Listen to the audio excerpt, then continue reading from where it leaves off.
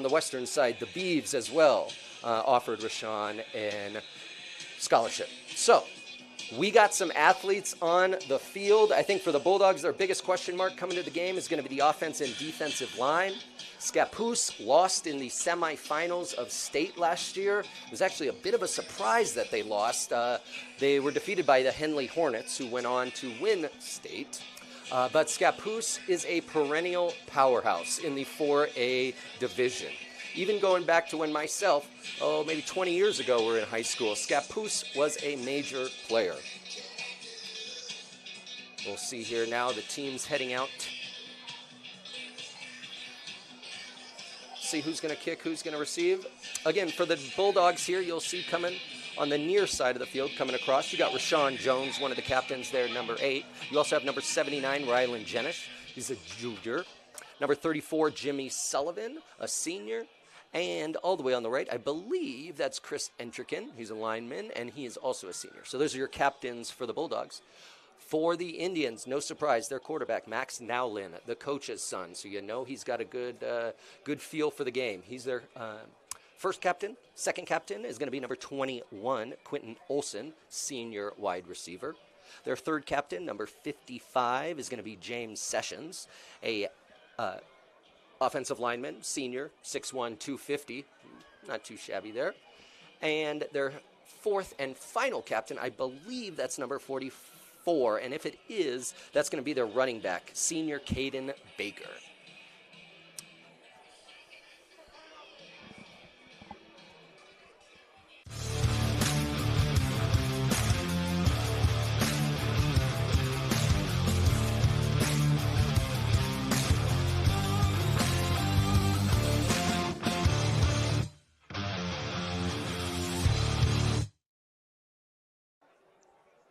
And we are back. Again, the Bulldogs are going to receive the opening kickoff. Scappoose elected to defer. I'm sure they'll take their option in the second half. But we're getting down to it. We appreciate you staying with us here at a slightly late kickoff. The Scappoose and Baker JV teams played prior to this, and the game went a little bit long. Lots of action in that game. We hope it's going to be the same for this one. I'm going to go out on a limb and say I think we're going to have at least 60 points in this game today. That's my prediction, at least 60 points. Where it comes from, we'll find out. Bulldogs will probably send, as it looks like, Jones and number 3, Logan Crawford, deep to receive the opening kick.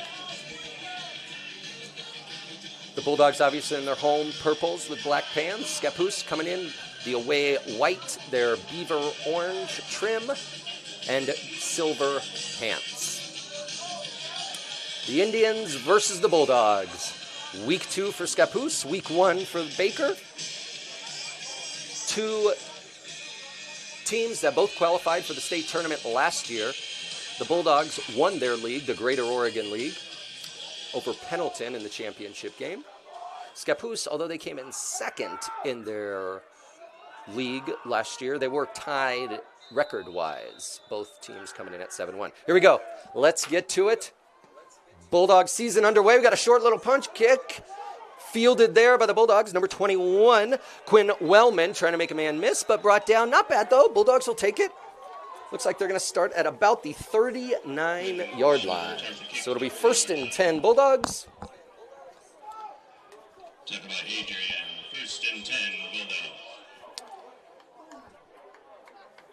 We'll see how the Bulldogs come out here. Most formations for Baker are going to come out with a 3 wide receiver, maybe 1 tight end, and 1 running back set. McClory's got the play coming in now to the huddle. Looks like Sullivan's going to start in the backfield as the running back to the right of McClory. Again, 3 wide receiver set. The speedster Jones, the closest receiver to us, number 8, right there on the line. First play of the season to Jones. McClory, a nice rollout pass. Rashawn's going to pick up about 12 yards. And a Baker Bulldog first down. You can see on the replay here, just a short 7-yard out for Jones. Easy catch, easy pass. Not a bad way to start the season. All right, so the Bulldogs now in Indian territory. on the Scappoose 49 here. Once again, your standard 3 wide receiver set for the Bulldogs. Connor Martin, number 23, is going to be the tight end this year for Baker in motion. Again, Jake McClory, the quarterback. Going to hand it off to Sullivan. Jimmy Sullivan, some tough run there. Gets a few yards. I think they're going to give him about 2. It'll bring up 2nd and 8. Tackled by Baker. Gain of 2, 2nd and 8. Again, one thing to watch tonight is going to be the battle in the trenches. Scappoose, a bit larger size than Baker. Baker going to hold a little more quickness. See how that plays out over the course of the evening. McGlory in the shotgun. Rolls to his right. Dumps it off and completed. Number 4, that's Daniel Maldonado, the first catch of the season for him. And that'll be another Baker Bulldog first down. Looks like a 9-yard completion. Bulldogs 2 quick first downs here in their opening drive of the season.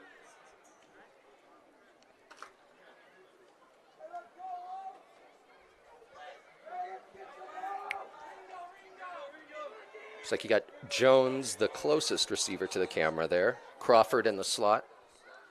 Sullivan in the backfield. Oop. Looks like you might have got him to jump there. Penalty flag on the field.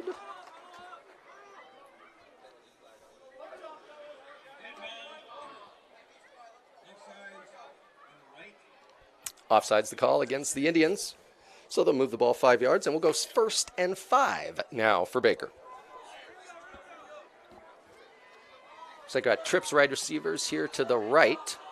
Maldonado, Jones, and Garcia. Sullivan in the backfield. Quick wide receiver screen. Out to Maldonado. Picks up about 4. We'll have a 2nd and 1 coming up. The Bulldogs inside the 30 now of the Indians. 2nd and 2 maybe. There we go.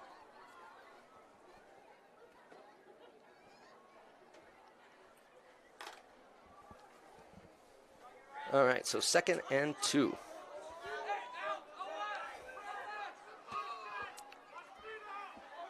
Got 2 wide receivers on the left, wide receiver, and Martin, the tight end, on the right, or the near side. A little sweep to Jones. See if he can make someone in. Going backwards. Not quite. Going to get the edge. Nice pursuit there by the Indians. See here on the replay. They're going to try and get Jones the ball in all sorts of ways this year, not just through the air. Nice play there by the Indians, spreading him out. It's going to be a loss of 5 on that, so it'll bring up 3rd and 7 now for the Bulldogs.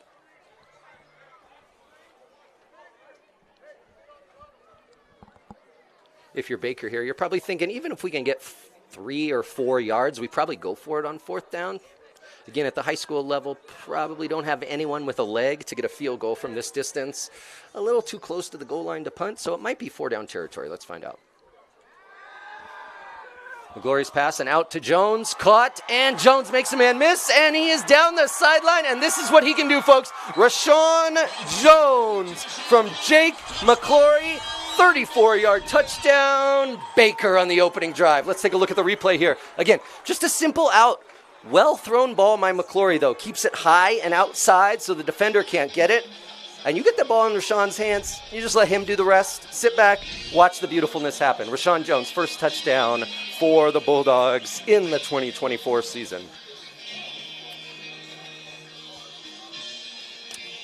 All right, we'll see here going to the extra point. Looks like Jones is going to be the holder this year for the extra point.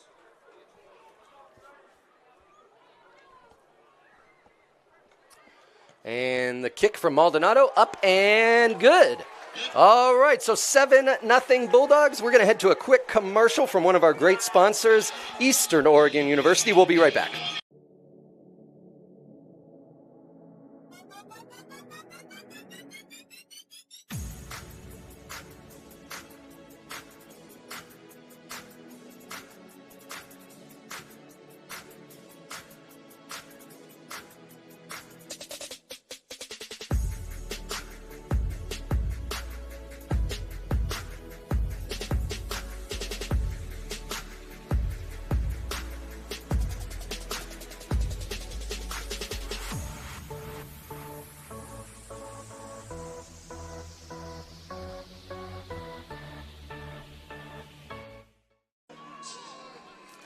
All right, we are back now.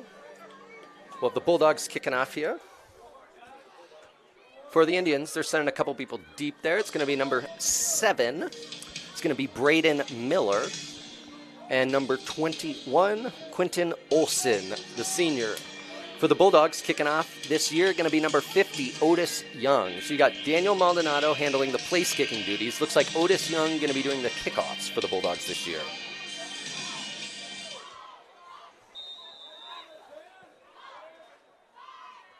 Kick away. A good little kick down the middle. Some trouble. That's in the end zone for a touchback. I thought their guy might have touched it. Oh, we got a late flag that just came in as well. Little extracurriculars. We'll see what that was exactly. For now, the ball's coming out to the 20, pending the flag. If you're wondering or thinking about, man, what are all the different ways that I could access EO Live and our different options here? We are not only broadcasting the Baker games, the home Baker games this season, but the home LeGrand and home Pendleton games as well. Looks like we got a personal foul late hit on the Bulldogs, so the Indians are going to start at the 35. Again, as I was mentioning, you want to know where you can find us, all the different locations, YouTube, Facebook, go to eoa.network. You can find all the network tree there to find out all the different locations you can watch us. Tonight, the Baker game is being broadcast on all different locations except for the Roku channel on the Roku app, which the LeGrand game is currently on. But you can stream both at eoa.tv. You can watch them simultaneously. All right, here we go. Indians, first play of the game. Drops it off. 21 here. Makes about a 4-yard catch and run. That's going to be Quentin Olson. So first play, 4-yard gain for the Indians. As I mentioned, the Indians, they got a great quarterback. He's a senior, comes in at 6'5", 221. He's wearing number 8. His name is Max Nowlin. He is the coach's son. Get a little handoff up the middle. Big running back here, number 44. He's their tank, Caden Baker. He's the type of guy that he doesn't want to go around you. He wants to go through you. Last Friday night at Pendleton, if you were able to watch that game, by the fourth quarter, the Buck D had been worn down, and Baker took advantage. So he's a powerful runner. All right, 4 wide receiver set. Man in the motion for the Indians. I think we might have got a timeout, Indians. Let's double check. Or it looks like a medical timeout there called by the official. We might have had some blood. So no play. Still going to be 1st and 10 for the Indians. No reset here. All right, so the Indians coming out in a 3 wide receiver set. Again, on the far side is their top target, Jaden Smith. Set up a little bit of a screen to Baker. Bulldogs handle pretty well. Stop him after a gain of 3. Looks like that was brought down by Maldonado. Gain of 2, 2nd and 8.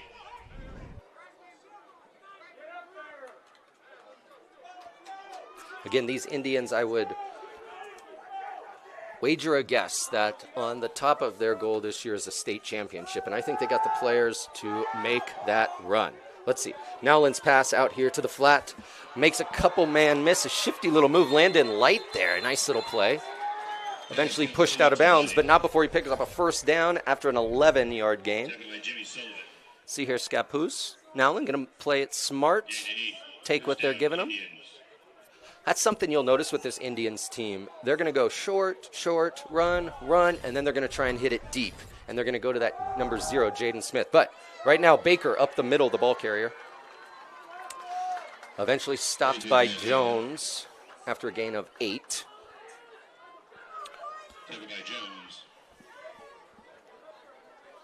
So it'll bring up 2nd and 2 now for the Indians. There's no huddle offense. 4 wide receiver set, 3 to the far side. Baker, the running back, going to run a wide receiver screen here. Lights the reception, makes a couple men miss. Bulldogs tackle him after about a gain of 7. That'll be another Scappoose first down.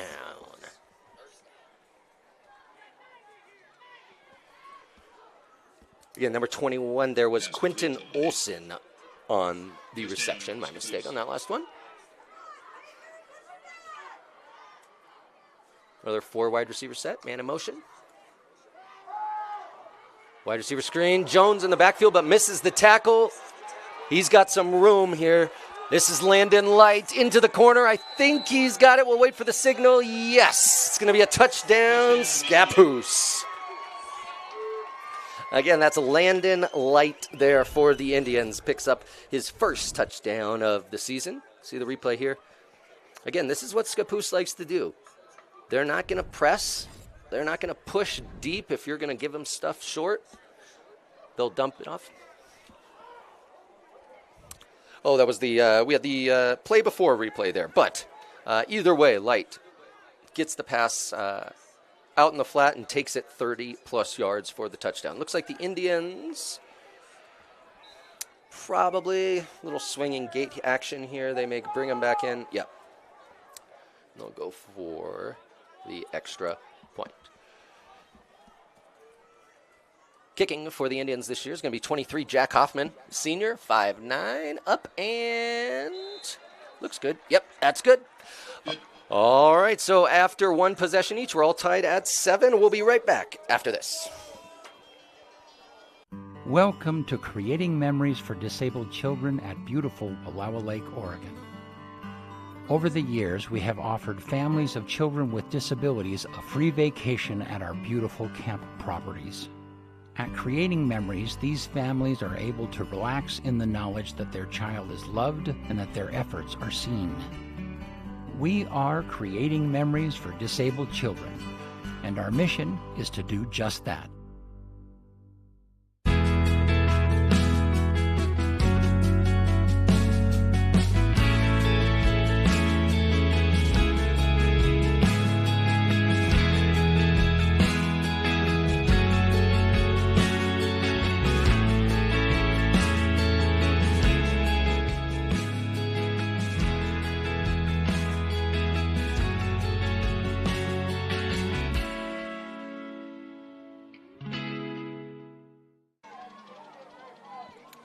We're back here just in time for kickoff. Again, for the Bulldogs, it's going to be Jones and Crawford deep to receive. Hoffman kicking for the Indians. Looks like it's going to be Crawford to receive. Slips up and loses his feet there. So the Bulldogs are going to take over at the 21. All tied up at 7 here. Once again, we could not be doing this or providing you with this streaming service without our wonderful sponsors. Got to highlight a few here. Let's start with Hobby Habit. Okay, the Hobby Habit is located in LeGrand, and trust me, they have something for everyone. They got table talks, games, Track 6 RC cars, Lego, puzzles, models, disc golf equipment, STEM supplies, and so much more. You got to check them out. Hobby Habit, just for the fun of it. Located 411 First Street, LeGrand. Again, even if you're not in a LeGrand resident, maybe next time you're swinging through, stop by Hobby Habit, pick something up. Again, we really appreciate these sponsors. And Bulldogs' first play of the drive looks like a little bit of a fumble, but I think Sullivan was able to get back on it. Yep, so the Bulldogs will maintain possession. We'll go to 2nd and 10. Now, maybe you're sitting out there at home or watching on your tablet or something, and you're thinking, oh, I'd kind of like to help donate a little bit to these kids, making sure that everybody can see, all the family members can watch them. You yourselves out there can watch them. If you're interested, you can make a donation yourself over at EOA.TV. If you're hoping to make just a general donation, we are happy to have that. Again, all proceeds go to making sure that Baker, LeGrand, and Pendleton are all getting their games online. All right, we're back to action here. Jones, the reception from Liguori on the short cross, out of bounds after a gain of 7. So the Bulldogs lost 1 on first down, looking at about 3rd and 5 now coming up. Maybe a long 4. So we'll see what the Bulldogs elect to do here on 3rd down.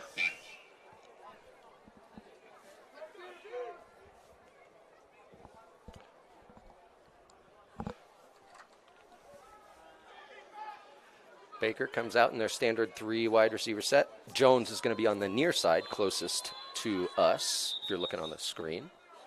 Oh, looks like we got a Baker timeout. Didn't like what he see. So we got a short timeout here. We'll hit a quick commercial and be back right after this.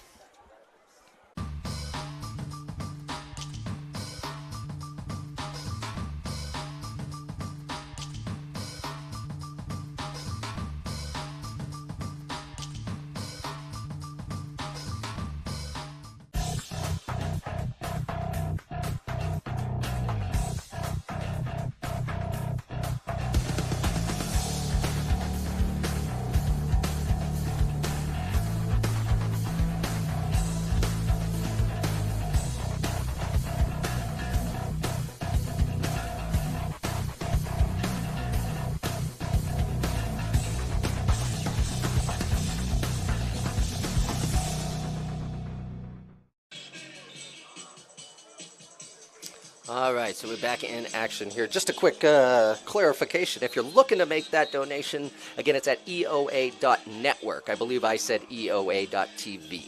So anyway, back to some action here as the Bulldogs are coming out of the timeout.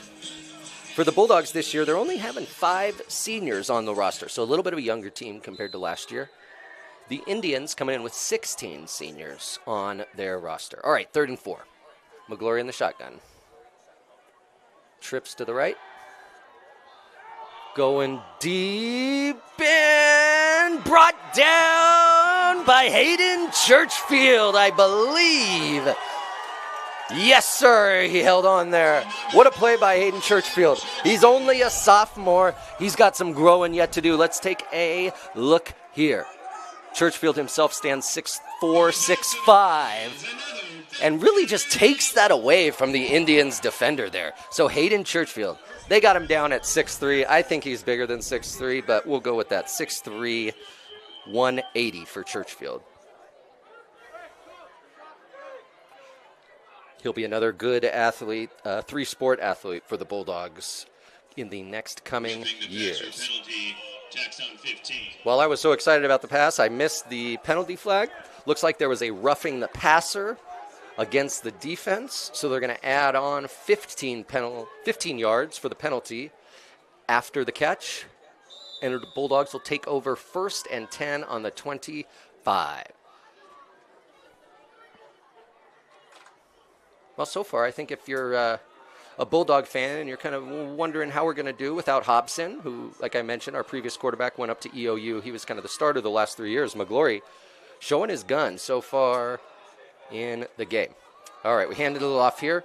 Take a little run, trying to get to the outside, but it's going to be stopped in the backfield. That's Quinn Wellman on the carry. Going to be a loss of about 2. 2nd and 14. Excuse me, make 4, loss of 4, so 2nd and 14 there.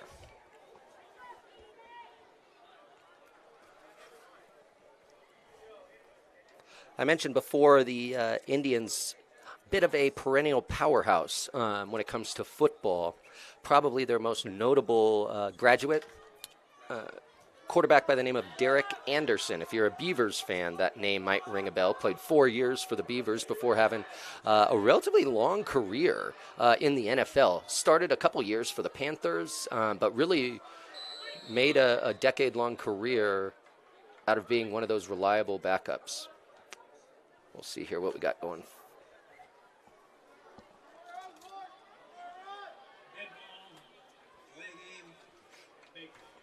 All right, so a delay of game issued to the Bulldogs. Going to move them back 5 yards. 2nd and 19 now on the 34. If you're curious, there isn't a, what might you say, shot clock or something that count down. The delay of game or the time is kept by the lead referee there in the white hat, and he will speak to the quarterback to let him know when the time is getting down. So that's how those work here in high school.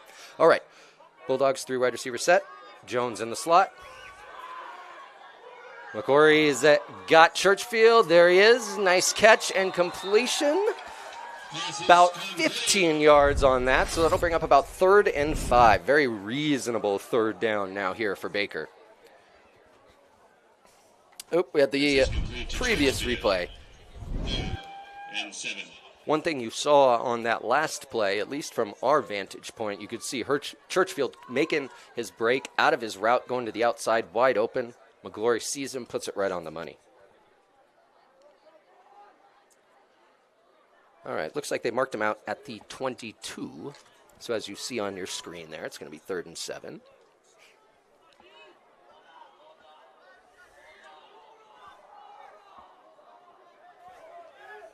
Got Quinn Wellman in the backfield with McGlory. Garcia in motion. Oh, they're going to get another delay of game here, kept by the down official.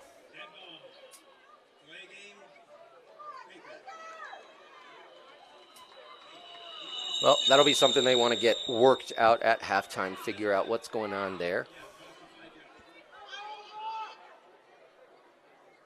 So after being backed up 5 more yards, it'll be 3rd and 12 now from the 27. Again, I think if they can get this, even pick up a little bit of positive yards here, they'll probably go for it on 4th down. McGlory in the backfield. Wellman to his right. Crawford in motion.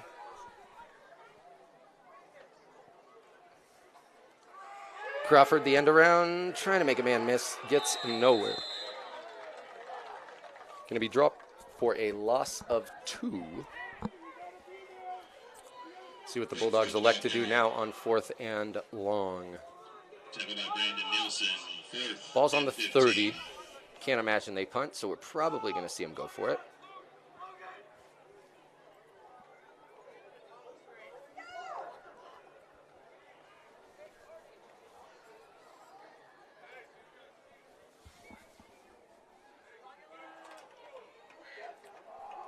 I think if you're McGlory here, all you really want to make sure you do is at least get it up, give someone a chance. Even if they intercept it, it's not particularly terrible at this point. A whistle. Looks like it's going to be a timeout. Baker, their 2nd of the game. Excuse me, of the half. So we'll take a quick commercial. We'll be right back after this. Eastern Oregon is full of interesting people, with interesting minds and interesting things to say. Here at EO Live, we're committed to connecting you to these intriguing people with EO Talks. We let our special guests share their ideas and life experiences with deep, open, engaging, and inquisitive conversations. You'll also be informed in depth on some of the most recent and relevant events, issues, and more. EO Talks on EO Live, your connection to Eastern Oregon, now on Roku. All right, so we are back now. A little bit of time left in between. Just a little heads up, we're a little bit of a ways out there, still in the first quarter. But for you Bulldog fans out there, or even just good athletic fans out there for Scappoose, coming up at halftime, we have an interview with Baker Bulldog head basketball coach Jabron Jones, who led the Bulldogs to a state championship last year.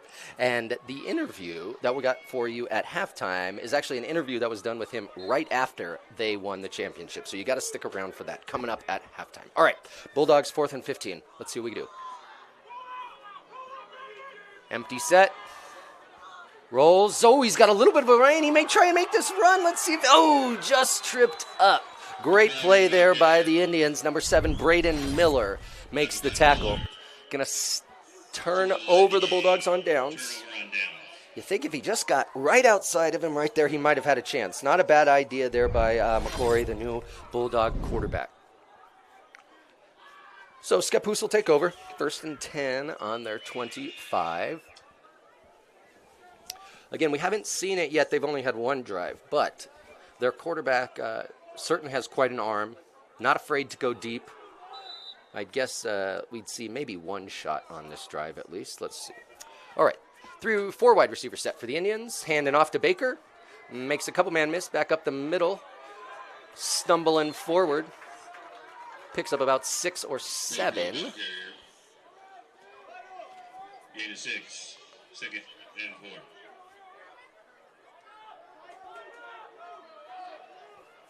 Tackled by Isaac Berry. Indians quick to the line. Now when rolls to his right, just going to dump it off. Got a man open in a hole. That's going to be number 5, Landon Light, getting some work tonight. Pass complete to Max Adrian. Oh, excuse me.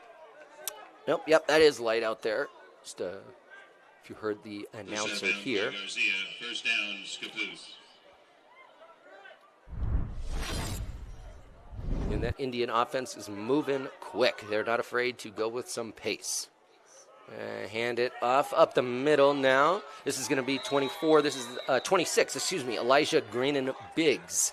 Only a sophomore, kind of their backup running back. Green and Biggs, the ball carrier. Got about a 2-to-1 Tackled by Garcia. share for him and Baker. Green and Biggs again picks up another 4. Green and Biggs, the ball carrier. Go to 2nd and 6 then. Tackled by Maldonado. Indians going with pace.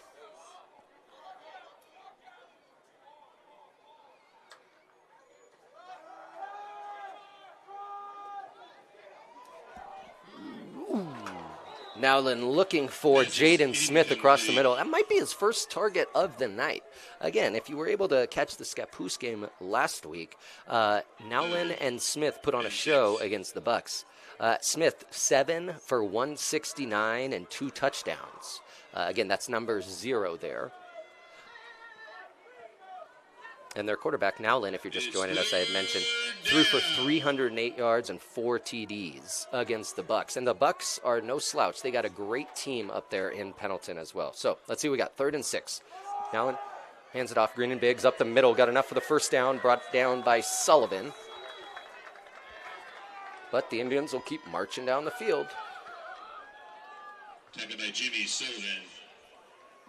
First down, Scappoose. And this pace is preventing the Bulldogs from substituting as well. Back to the run up the middle. Grinning Biggs making a few man mitts, cuts it up the middle. He might be able to get in. Nope, Jones brings him down at the 5. Take a look at the replay here. Biggs got some great vision there. Bounces it out to the right, cuts it back inside. Tackled by Jones. Tries to get away from Jones, but he says no. All right. 1st and 5 at the 5 for the Indians. Nowlin going to roll to his left, get a little bit of pressure, gets away from it. Not the second person, though. He's going to be brought down in the backfield. That is number 9, Hayden Churchfield, making his presence known on the defensive side as well as the offense. So that'll move him back to the 11. From the 10. Bulldogs, a couple times there, their defensive ends so far this game have been able to get some pressure into the backfield. You like to see that if you're Baker, especially knowing you're a bit undersized up front. All right, Nowlin, 20 seconds left in the first quarter. Baker to his left. Drop back. Going, fits in the middle. I think it's good. Yes, touchdown. Scappoose. A great little 7-yard slant here, as you can see on the replay. This is going to be Braden Miller on that play. Starting at the 11, literally 6 yards forward, slant, hits him perfect. Nowlin in stride for his 2nd touchdown pass of the game.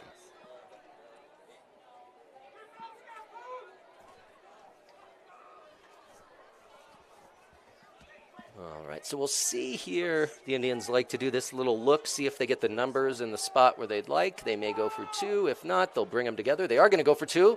Got a little. There's the breakdown. You had 3 on 2. That's what happens. That's what they like to do. The Indians, nicely done there. That's Drew Butler on the 2-point conversion. So that'll put the Indians up 15-7. We'll head to commercial and be right back.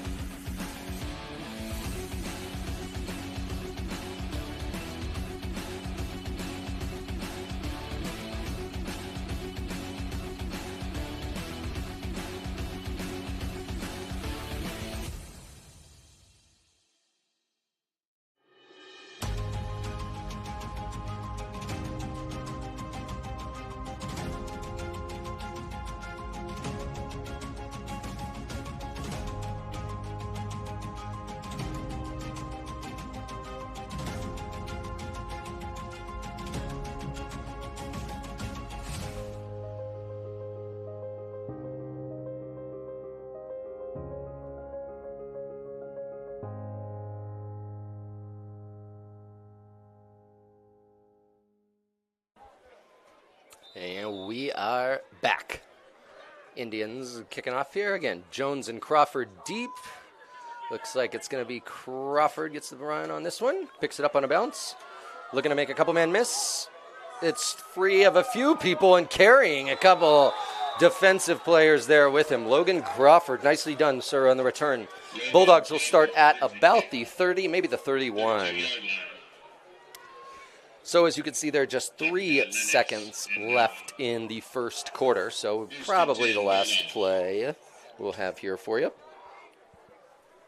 Again, whether you're watching us from here in Baker, from over in Scappoose, for those Baker fans out here, Scappoose is located about 20 miles from Portland. So whether you're a Bulldog fan or an Indian fan watching us here, or just a family member in some other location or around the world, we want to thank you so much for tuning in with us tonight. We really appreciate having you here. We have a fun season on tap. All right. Looks like the final play of the first quarter. We'll see what the Bulldogs have in store. Jones coming in motion in the backfield.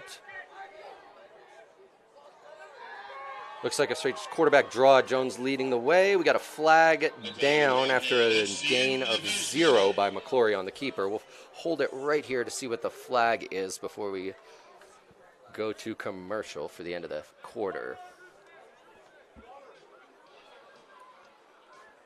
Looks like it's going to be on the Bulldogs, and they're seeing if Scappoose wants to accept.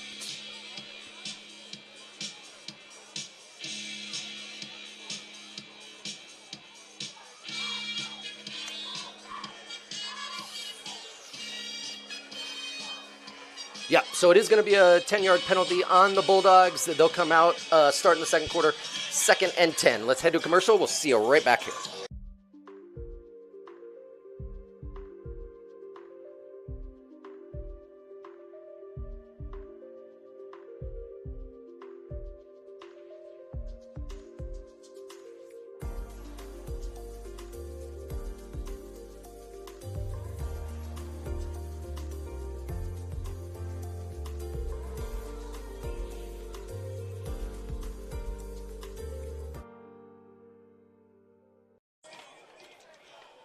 All right, we are back, and let's highlight another one of our absolutely amazing sponsors here.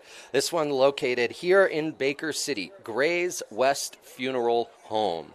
Gray's West and Company, Pioneer Chapel, is renowned after more than 90 years of excellence. They provide unparalleled personal service, unmatched facilities, and guaranteed value to every family that calls upon their family. They're located at 1500 Dewey Avenue right here in Baker City, 541-523-3677 or grayswest.com. First play of the quarter is an interesting one. McGlory there throws it up. Jones unable to bring it down. That was an untimed down because of the penalty. Now, into the first quarter. Okay, that's our situation here. So, if you heard the announcer here in stadium, that was technically the end of the first quarter. After that play was an untimed down after the penalty. So we're sitting here in between first and second quarter. Again, if you're just joining us and you're curious, all the different locations or ways you can watch, you can go ahead and check out all of those network options at eoa.network. Again, that's kind of our network tree. And at that same location, if you're out there thinking you'd like to chip in a few bucks or whatever can you afford to kind of help keep this going for these kids and these programs, we'd love to have a donation. Again, anything you're willing to chip in, we will be happy to use. Again, everything going to putting on all home games this year for not only Baker, but LeGrand and Pendleton. So a great service here provided to families and players, especially those who are unable to make the game. So, all right, the Bulldogs are heading back out to start the second quarter here. This is the Bulldogs' third possession. They've scored on one, turnover on downs on the other. Scappoose, both of their possessions have ended in touchdowns, passing touchdowns. All right, 2nd and 20 here. McGlory to Jones. Ooh, the wide receiver screen, and they just missed. Intended for Jones. If Jones was able to pull that one in, he was able to make one person miss. He might have gone the distance there. Third. Good play call by the Bulldogs to open up the second quarter.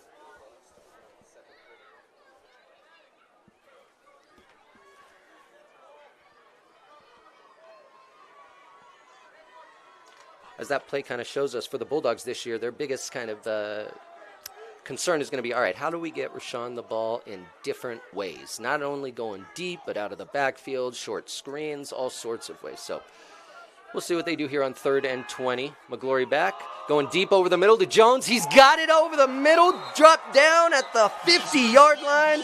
They're going to go ahead and pick up 28 yards on that play. Another Baker Bulldog first down. Take a look here on the replay. Jones goes up. Great throw by McGlory over the middle. Again, if you're a Bulldog fan, you're liking what you're seeing from Jake here out of the quarterback position after being familiar with Hobson the last 3 years. Hobson's favorite target, Hudson Spike, you also may be familiar with, is up at Eastern Oregon University playing with him. They just had their first scrimmage a couple weeks ago. So Bulldogs up at Eastern. All right. 1st and 10 on the 48. Jones coming in motion.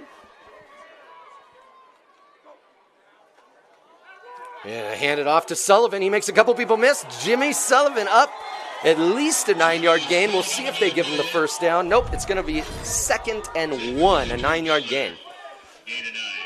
Sullivan again.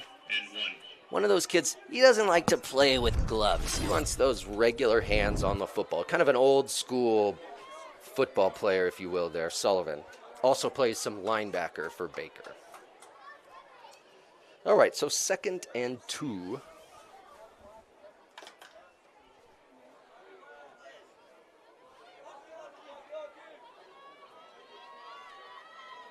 So 3 wide receiver set has Jones at the top of the screen.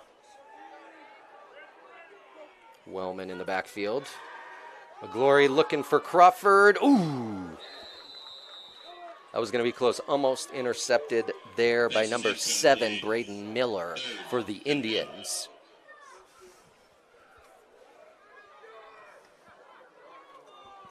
So we'll bring up 3rd and 2 now for Baker.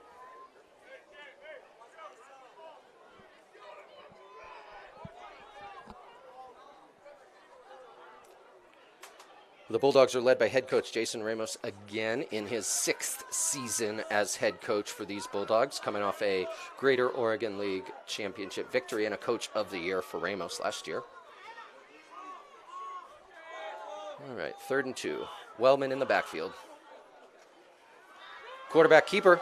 McGlory to the outside, gets out of bounds. Ooh, a little bit of push there, but if you've been to Baker Bulldog Memorial Stadium, one of the things you'll know is there's not a ton of space on the sidelines. So sometimes you'll see a little of these collisions happen. No ill intent there. Players just hustling. All right, so that'll be enough for a first down for Baker. On the 35 now.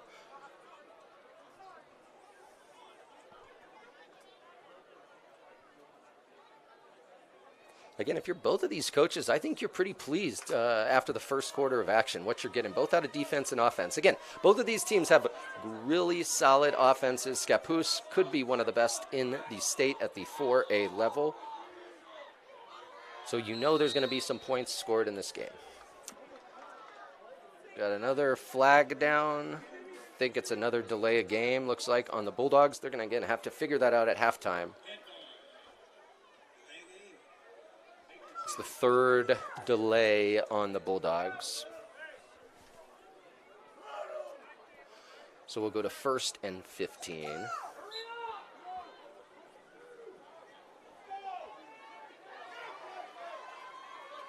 All right, Jones, top of the screen. Wellman's the back with McGlory in the backfield. Maldonado, the near side. Garcia in the slot, falls down. McGlory looking for Jones, going to throw it up, see if his man can make something happen. He cannot. Through the hands of the Indian DB, Maddox Adrian. Almost had it there. Either way, going to bring up 2nd and 15 now for Baker. 2nd and 15. That last play, I think McGlory was looking for the slot receiver, John Garcia, on his little outbreak, but he lost his footing and fell down, and kind of why he switched his target to Jones there deep.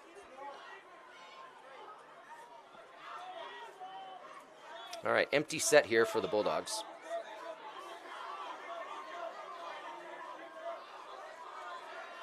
Jones in motion to the backfield.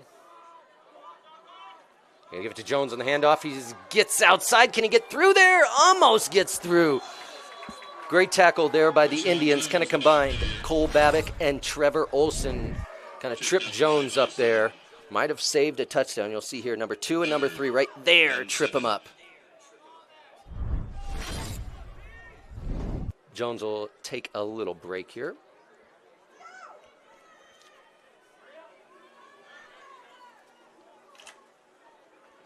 Bulldogs rushing to the line now.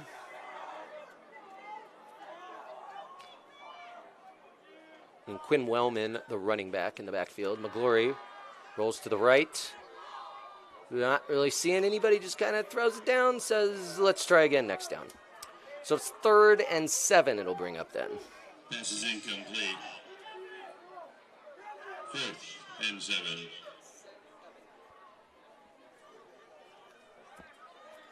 Jones still on the sideline for this 4th down play here.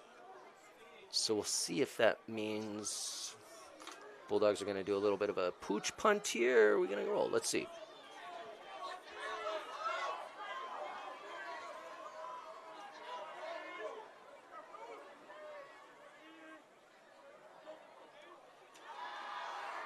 McGlory back to pass, throws it, got a great pass. Ooh, intended for Crawford there. Great play, breaking up by the Indians, number 3, Trevor Olson. There is a flag down in the backfield. Let's see what this is going to be. The Bulldogs seem to be signaling it's on the Indians. It is going to be roughing the passer against the Indians, so that 15-yard penalty will result in a Bulldog 1st down. The Bulldogs have been having trouble with the delay of games. The Indians, on the other side, I believe that's their 2nd roughing the passer penalty, so something they'll want to talk about cleaning up at halftime as the Bulldogs work on ensuring they get their plays in at a quick fashion.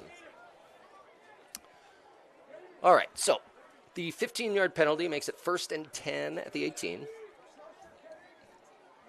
Jones coming back into the game for Baker.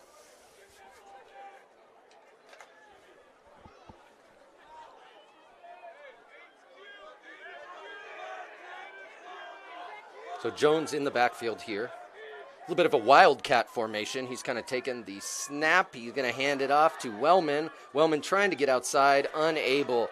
Brought down again by number 3, Trevor Olson, having himself a great possession or drive, making 2 big tackles back to back. So a little wrinkle there for the Bulldogs, putting in a little wildcat formation. We'll see what they do coming back 2nd and 14.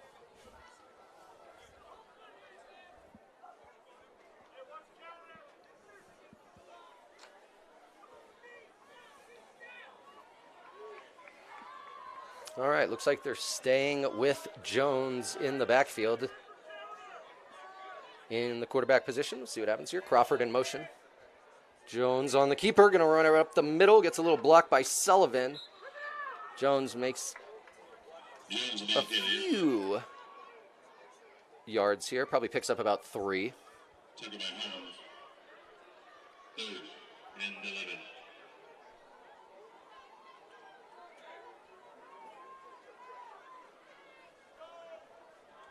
You know, for the first game of the year, too, I'll make this point. Both offenses, at least for Baker, the 2nd game of the year for the Indians, but both offenses are doing a great job possessing the ball with some long drives. All right, Jones to get the snap. He's on the keeper again, going to try and get around. He does. See if he can cut it back up a few yards. I think he's going to get about to the line of scrimmage. Tackled by Wilson. So that'll bring up 4th down. We'll see I think the Bulldogs are going to elect to go for it. I don't believe they're going to go for the field goal. Obviously, too close to punt. So we'll see what they decide to draw up on 4th and a long 10.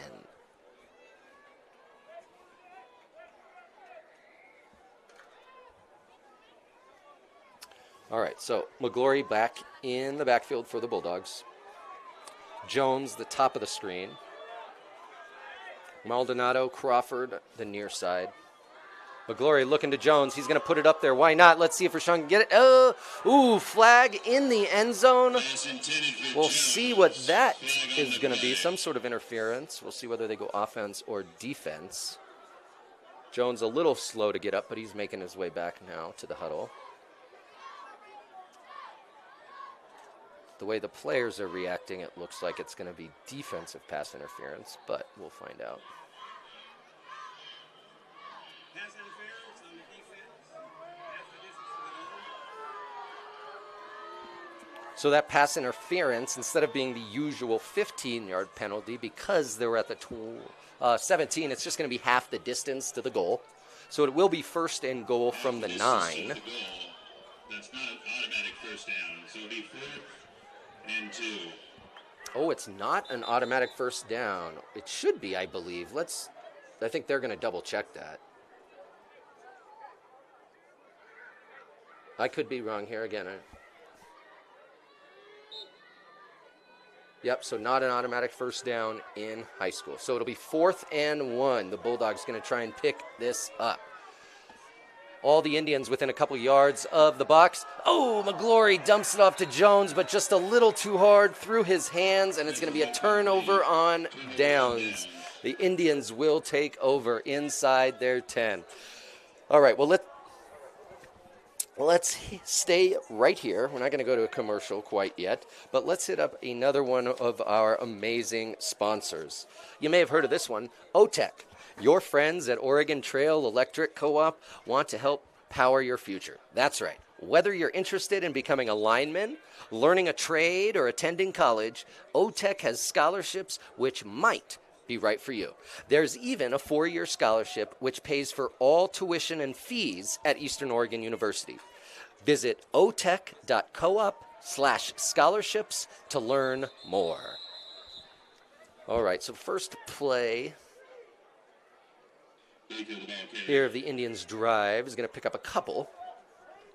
Tackle by Jimmy Sullivan, 2nd and 8. Again, the Indians going quick, forcing the Bulldogs to stay on the field. No substitutions, pretty base defense, and we got a flag. Thrown by the line official on the far side. Looks like something to do on the offense. He's talking to one of the players. Flag on the play. Some sort of lineman issue, maybe? Dead ball, encroachment on the right team. Okay, so encroachment, meaning that the left guard, who the penalty was called on, had his helmet in front of the football. So sort of the reverse of offsides, if you will. And 13. All right, so that's going to push it back about 5 yards, 2nd and 15. Going to hand it off. Sullivan right there, but misses the tackle. That's the Indians. Again, that's their backup running back. But again, he's only a sophomore. Imagine what he's going to look like in a couple years. That's Elijah Green and Biggs. Again, only a 6-foot sophomore, but he's got some great vision. You can see making those jump cuts. They're bringing kind of the bruiser, Caden Baker, back in. The thunder to the lightning, if you will. Oh. Looks like the Bulldogs might have jumped there on the hard count. So that'll be enough for an Indian first down, that 5-yard penalty.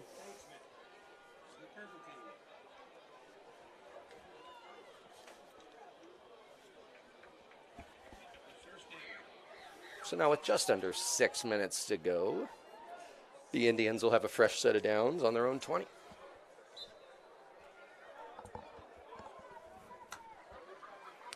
Nolan hands it off. Baker up the middle. For the Indians there, both on the line. Cooper Carlicio and Mason Campbell, 56 and 57, kind of lead in the running game there. Going back to Baker.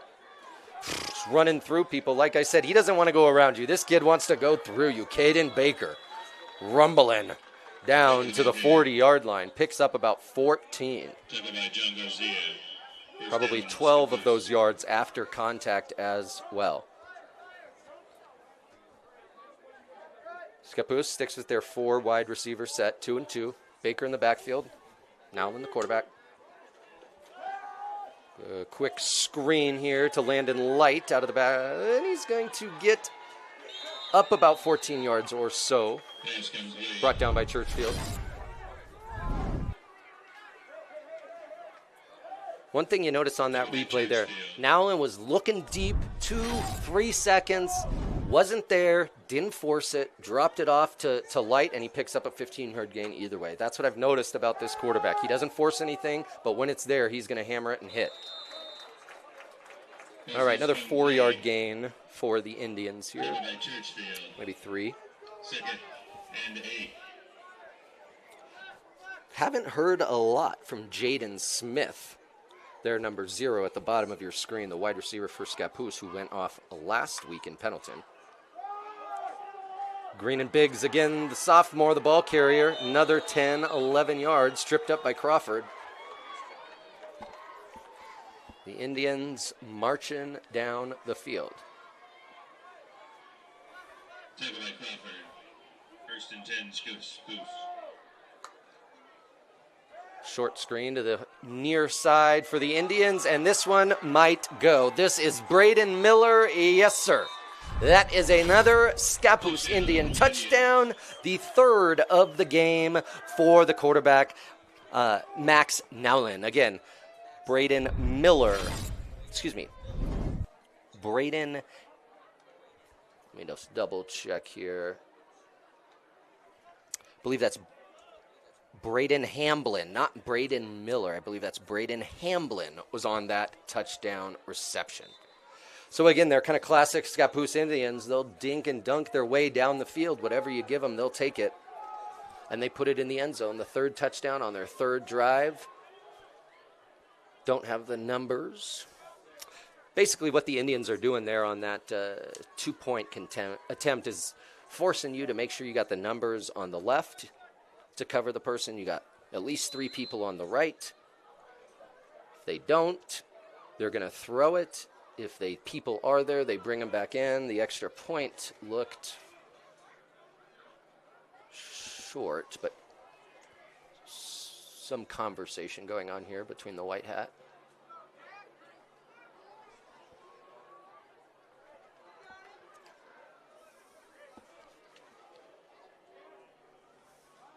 So it looks like a pre-snap penalty.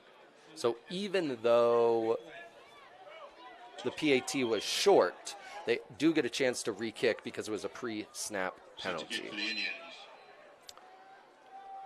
So we'll see if Scappoose can put it through.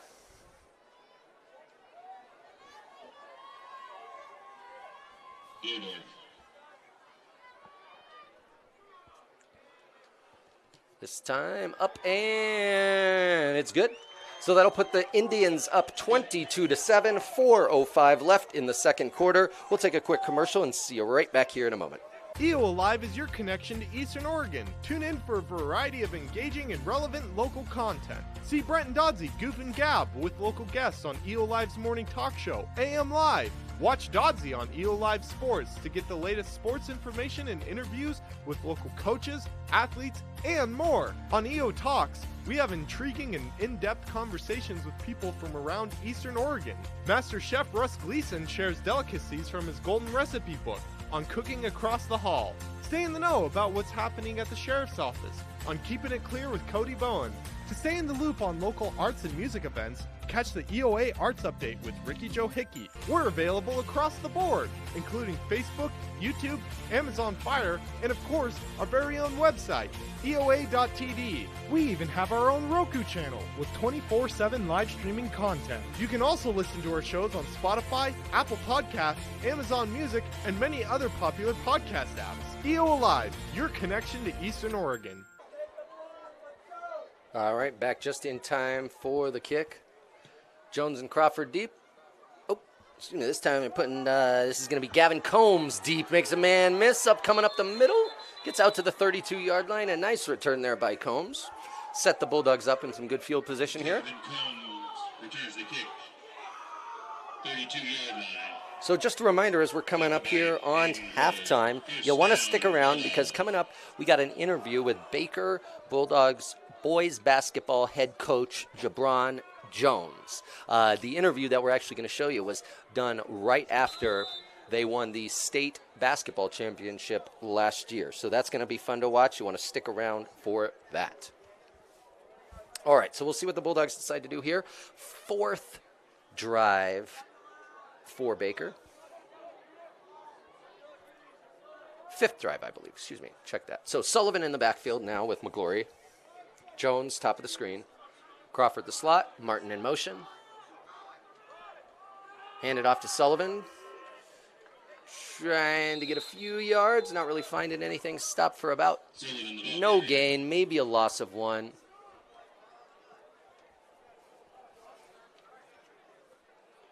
Tackled by Bo Martin. Again, Baker graduated four senior linemen, four senior starters on their line. So if you're a Bulldogs fan, McGlory looking good at quarterback after Hobson heading up to Eastern. Losing both Meyer and Spike in the wide receiver game. We've seen a couple people step up with Jones, Maldonado, and Crawford.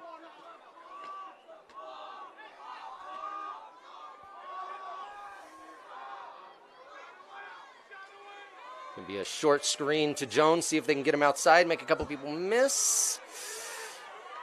And this is why Rashawn Jones, you got to be kidding me. Oh, my goodness. He had five people around him, and he spins out and takes it to the house.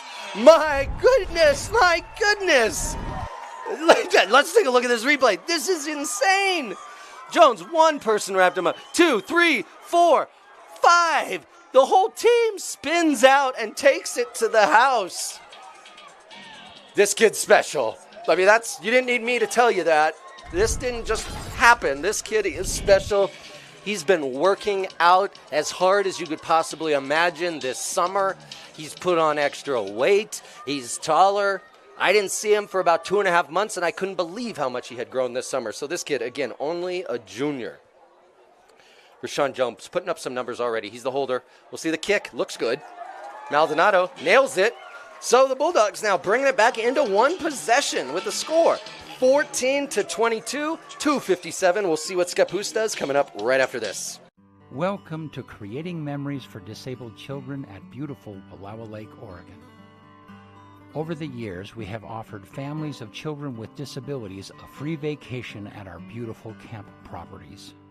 At Creating Memories, these families are able to relax in the knowledge that their child is loved and that their efforts are seen. We are Creating Memories for Disabled Children, and our mission is to do just that.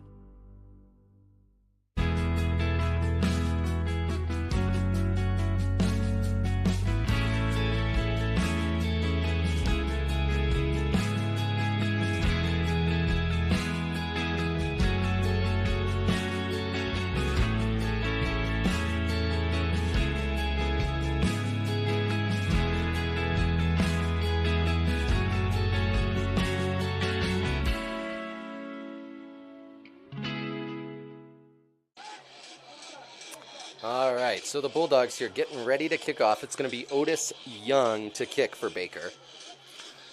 2:57, Scappoose, you know they can score in a hurry. They're not concerned with not having enough time. And Scappoose will also receive the kick out of half, so they're looking to double up here. Young's kick, picked up on a bounce. Up through 1, 2, 3 people miss. And finally brought down by Young at the 37. That's going to set the Indians up here nicely. So 21, that was Quentin Olson on the return. First and 10, Indians. So Scappoose setting up with good field position here. Let's see if they can get number 0, Jaden Smith. He's the near receiver to us. You can't quite see him on the screen, but maybe they'll throw here to the bottom. Nope, going the other side. One little wide receiver screen to Light. He's going to, we'll see that go through his hands. This is incomplete. Second and 10.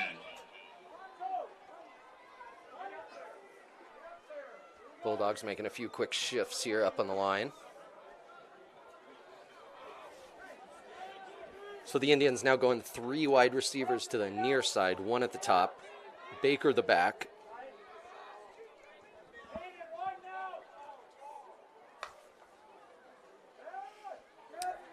Looking to go down the middle, Garcia, the deflection for the Bulldogs, the breakup. Again, that's John Garcia, number 20 for the Bulldogs, breaking up that pass.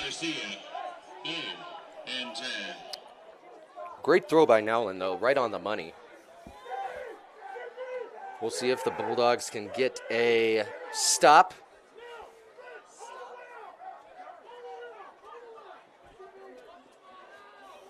Bulldogs sub off just in time. Looks like they're going to be a timeout, Scappoose, I believe. Yes, it'll be the first timeout for Scappoose. We'll take a quick break and be back right after this. EO Alive is your connection to Eastern Oregon. Tune in for a variety of engaging and relevant local content. See Brent and Dodsey goof and gab with local guests on EO Live's morning talk show, AM Live. Watch Dodsey on EO Live Sports to get the latest sports information and interviews with local coaches, athletes, and more. On EO Talks, we have intriguing and in-depth conversations with people from around Eastern Oregon. Master Chef Russ Gleason shares delicacies from his golden recipe book on cooking across the hall. Stay in the know about what's happening at the sheriff's office on Keeping It Clear with Cody Bowen. To stay in the loop on local arts and music events, catch the EOA Arts Up. All right, so we are back. Again, just 2:40, 3rd and 10, Indians. Rolling out to the right, see if he can dump it off to Light here and then pick it up on the ground. He does.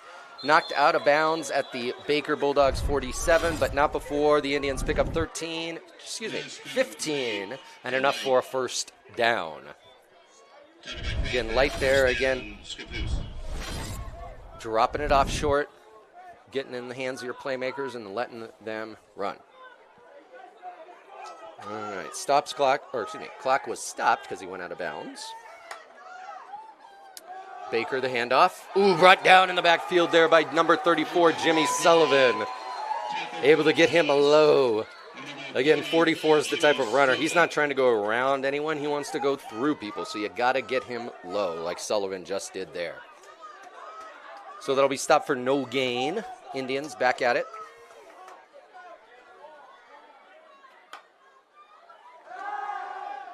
Nowlin up the seams, going to be caught by number 21 and then tackled by Jones. That's going to be Quentin Olson, the reception, the senior for the Indians. Takes it down to about the 25-yard line.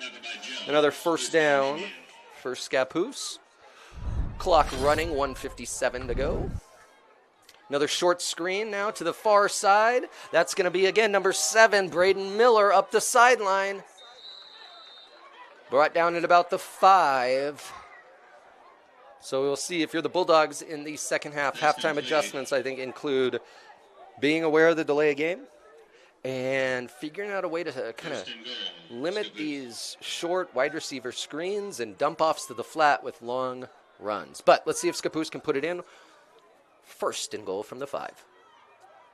Nowlin tosses it up to the corner, going to be brought in and completed. I believe that is Drew Butler, number 4. Drew Butler, a 6'5" target. Big kid, goes up and gets it. 1 foot in, control. That's a touchdown. Maybe. No, they're going to wave it off. Pass was incomplete. That's usually, I should have waited. So the officials come together, have a little conversation after the initial referee signaled a touchdown. I don't know if you watched the Ravens-Chiefs game last night, any of you there. Probably had a toe on the end line to be out of bounds, just like Isaiah Likely last night, if you saw that. Good way to start the NFL season. All right, back to action here. 2nd and goal. Baker the back. Handing to him up the middle. He is in. Untouched. Caden Baker, his first touchdown of tonight. His 3rd of the season. He had 100 yards and 2 touchdowns last week against Pendleton. Gets his first here tonight. So that puts the Indians up 28-14, pending the extra point.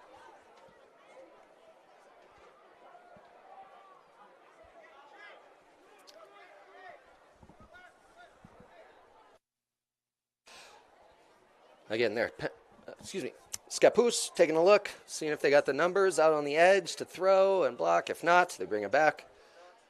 Go for the 1 point. Kick up and good. Yep, good.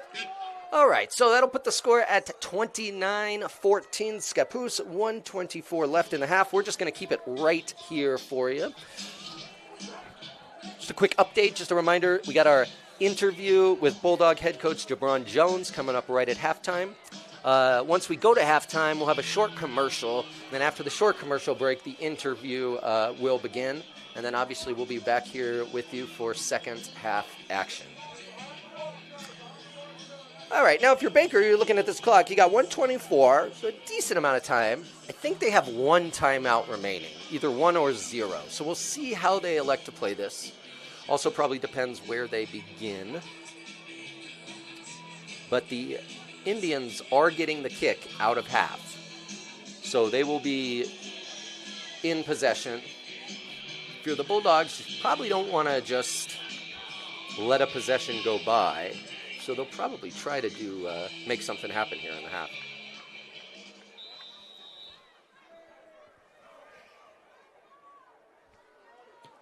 All right. Kickoff by Diedroff. Fielded by Crawford. Cutting up the middle. Makes a couple people miss. And then brought down at about the 25. But a late flag comes in. I think this, I don't know if they're going to call targeting, but I think they're going to call helmet to helmet here on the hit. Let's find out, though. This would be a big help for Baker if they could add this 15 yards and start at the 40. But we'll wait for the call.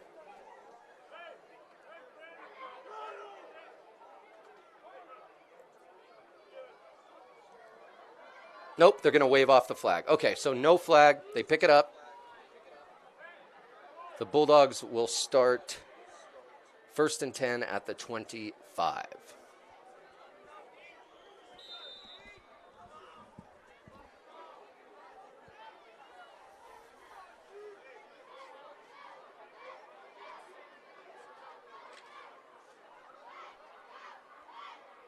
Bulldogs come out in their 3 wide receiver set.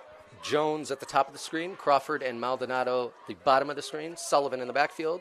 Gets the handoff up the middle, makes a few people miss, picks up about 5 yards. We'll see if the Bulldogs are going to get on this here, or if they're just not.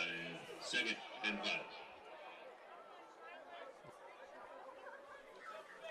All right, well, it looks like the Bulldogs are kind of going to be content to go to the half down by 15 here.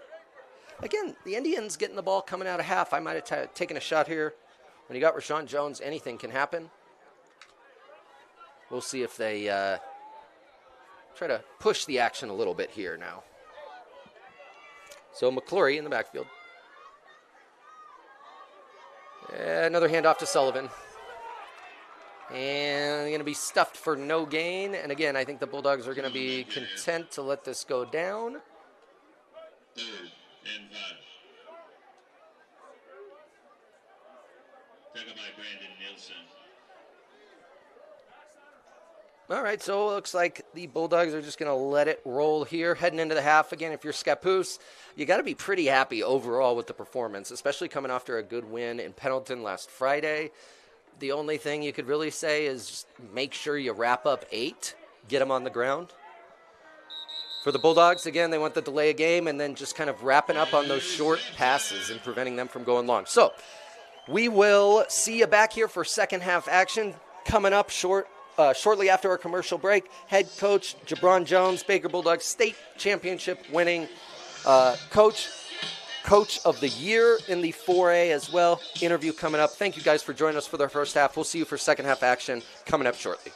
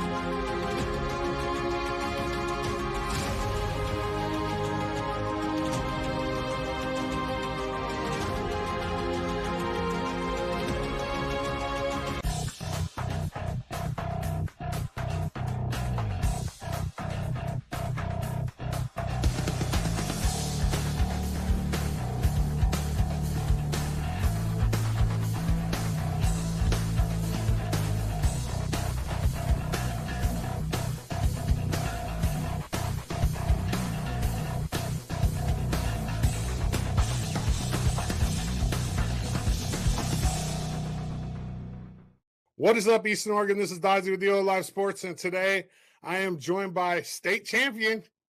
You got it finally. EOU grad. He played basketball up there. He's the head coach for Baker High School, Jabron Jones. Jabron, how are you? I'm good, man. Thanks for the invite. I haven't had you on in a while. Yeah, it's been a little bit, but, like I said, I just appreciate you and your time and your crew and just covering Eastern Oregon sports, man. It's real cool. I try. I mean, it's kind of hard because it's just me, like branching out outside of LeGrand and EOU, but I do try to include Baker in some of my stuff as much as possible. And I definitely follow you as an EOU grad. And man, let's talk about it. Let's talk about this. Let's talk about the Cascade game first, because that game going in, your only loss of the year, on the road after a tough road trip, you go to Cascade. And you lose by, I think, 8 points at Cascade, 59-51. Yep, it was 8. And then you turn around in the semis and just absolutely control that game. Talk about it a little bit. Yeah, man, we lost to Cascade off a long road trip. And so I think the guys had that game in the back of their mind once we got past a tough Philomath team. That first game was tough, and so people don't give Philomath enough credit. They played hard. They took a lot out of us. And then going into Cascade, I knew that we had a lot of guys who can play. And so we used our bench to our advantage. We knew Cascade relied heavily on 4 guys, and those 4 guys are good. I just took the gamble that our bench could outlast those 4, and it proved to be true. We hit a lot of shots early. I think we broke their spirit in the first half just because they made runs, but we matched their runs even more. And I think we're up 17, 18, 19 at half. And it was tough for Cascade to come back in the third quarter and gallop enough effort and energy to overcome that halftime deficit. So then we turn around Saturday. You got Junction City for the state championship. What do you tell the guys before that game? I told them to play harder than they did the night before. I told them, no, real talk. I said that the toughest team is going to win. The hardest working team is going to win. I told them if they thought they worked hard against Cascade, they need to increase that effort because there's one game left for one championship, for one title, and they had an opportunity to do it, and they did. They bought in. They worked hard. They were tougher than Junction City, and we happened to score more points that night. Yeah. So this is the last year that your boys will get to play together on the high school level, right? No, or do they have one more year together? Your sons. My personal kids, they have one more year. They do. Okay. So Yep. so this group, you're going to graduate what? 2 seniors or 3? 5. Got 5 seniors. 5 seniors. Okay. So you're losing a substantial part of your team, essentially. Oh, for sure. No, those 5 seniors provided stability, provided mental, physical toughness, provided accountability. They provided just a steady presence for our younger guys to lead on and to there's gonna be 5 tough holes to fill.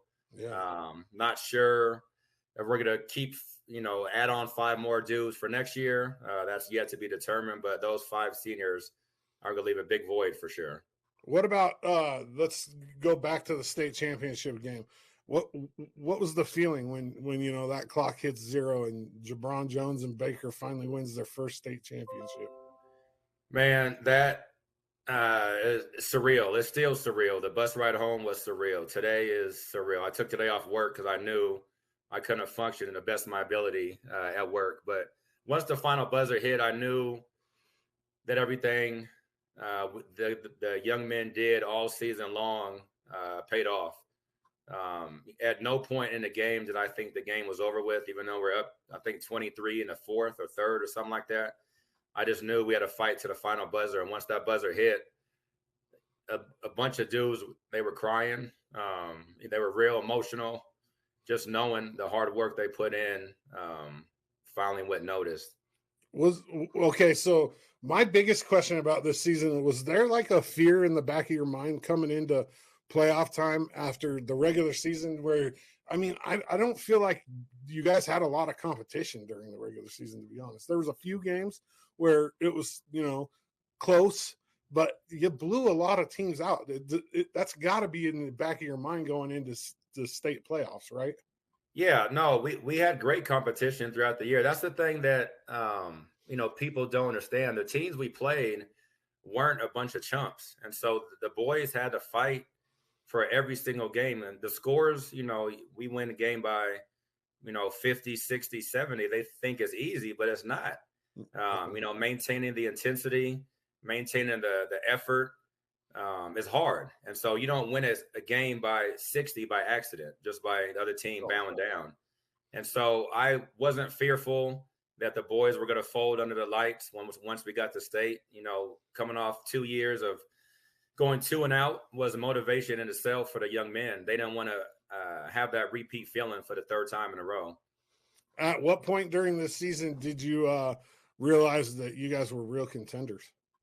After we lost to Cascade, because that week we played at home against Pendleton. We beat them. We went on the road to play Cascade Christian. A tough Cascade Christian team. Yeah, for sure. They ended up winning 3A state chip. Yeah. We beat them in Summit, at Summit. And then we went to Salem and played Cascade, and we lost by 8. So that's very rare to play 3 games in 3 different locations and three back-to-back nights. And so we lost Cascade by 8. And there's a lot of stuff that we did not do mentally in that game that I know that's easily fixable. And so we fixed it. And after that game, I knew the guys would be refocused. They were. We had a great couple of weeks of practice, and the results showed this last weekend. It's almost better to have 1 loss going in rather than be undefeated, I think. just because, if you're undefeated, you have that target on you, you got all that pressure. If you just lose once, you can kind of relieve some of that pressure. So it might have been the best thing that could have happened. Yeah, for sure. I tell a lot of people you learn more by losing than you do by winning. And so a lot of things that we had to fix, just playing basketball wise, mentally wise, physically wise. And I think we fixed it for the most part. What was the first thing you guys did as a team after winning the state championship? We a lot of tears were shed. Yeah. A lot of emotions, finally came out. We went to dinner at a place called Prime Time Rib in Forest Grove, Cornelius. We had a great team dinner. A lot of parents, fans came out and supported us, had dinner with us. We had a business here in town, RD Mac, help with the bill, which is extremely appreciated. So we had a great celebration. The boys stayed up who knows how long. I was in bed as soon as we got back to the house. But we got on a bus ride home Sunday, and we had a great ceremony. A lot of cars supporting us along the route from the freeway back to the school in the rain. And so we got a great group of people show up to the high school to, help us off the bus. And it was just a cool environment overall, man. When I was watching the state championship game, I was thinking to myself, man, the Baker fans are loud. I'm surprised there's that many people there. And then I was like, no, actually, I'm not really surprised that there's that many people that made the trip over there to follow this team, because of what you've created there in Baker. No, the fan support has been tremendous, man. There was, I know for a fact, I'm not going to say their name, but as soon as we lost last year, a couple of days after we lost last year at the state tournament, they booked the house for this upcoming year, which just happened this last weekend. So people came out in droves. People came over just for the Saturday game. Some families stayed all 3 days to watch all 3 games, and just looking in the stands, after the game, just seeing the amount of support the kids had, that we had, and people coming up to the kids, giving them hugs after the game. And I told the kids, you guys are blessed to be in a supportive community. Yeah, absolutely. So throughout this year, I want to kind of pick your mind a little bit.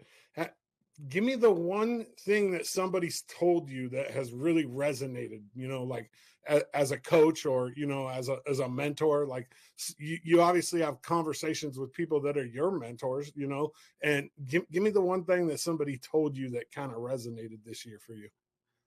I think just staying patient and trusting the process.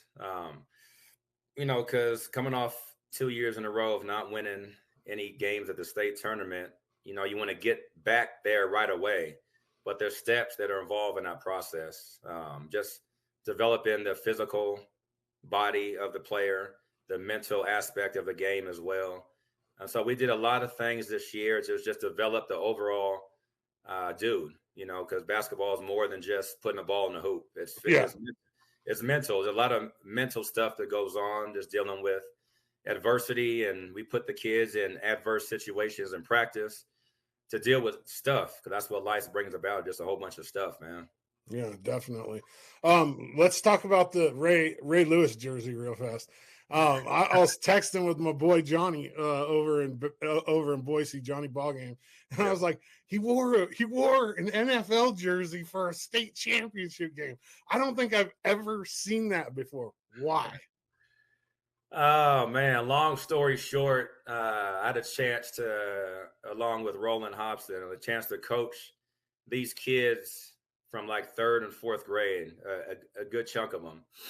And Ray Lewis jersey was worn at an early age, just in random, travel ball tournaments. And the kids thought it was cool. My parents didn't think it was so cool, but I just said, I'm doing it for the kids. And, wearing it in the state chip against JC, this was the last time that, a good majority of these kids could be playing together. I figured, why not, bring a smile to their faces, bring a little bit of looseness to the situation. And You know, my parents flew into the game. They still didn't approve of the jersey, but I said, I ain't doing it for me. I'm doing it for the kids. So yeah, that's all that matters. I yeah. mean, basketball purists would be like, he should have been in a shirt, but who cares, really? I mean, if it's for the kids, who really cares, right? That's real. Last question, and I'll get you out of here. What's next? What's next, man? Just getting back in the gym.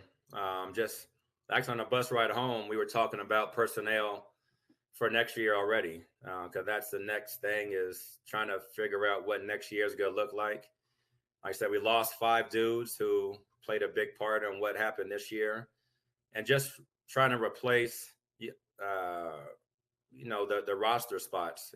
Who can do what, and so I just challenge the young men as soon as we get off the bus to be great leaders, no matter what spring sport they play. Be great leaders in and out of the classroom, and show the younger dudes what it takes to get to the level you guys got to this year.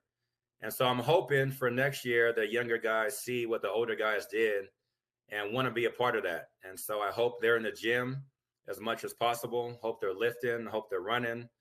Hope they're hooping. But most importantly, I'm hoping they're taking care of their grades. And so what's next is just try to keep the dudes hungry. Our motto this year was to stay humble, stay hungry, and not be satisfied with winning a bunch of games this year, and just keeping that hunger, keeping that motivation to see what can happen next year. I love it. Eastern Oregon, he's Baker boys basketball state champion head coach, Jabron Jones. I'm Dazzy. Jabron, I appreciate you. No, thank you, man. I appreciate you. And like I said, everything you do for the community, man. It's cool.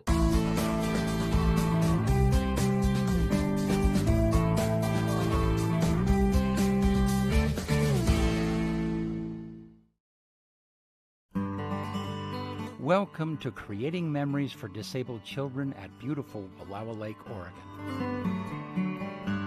Over the years, we have offered families of children with disabilities a free vacation at our beautiful camp properties.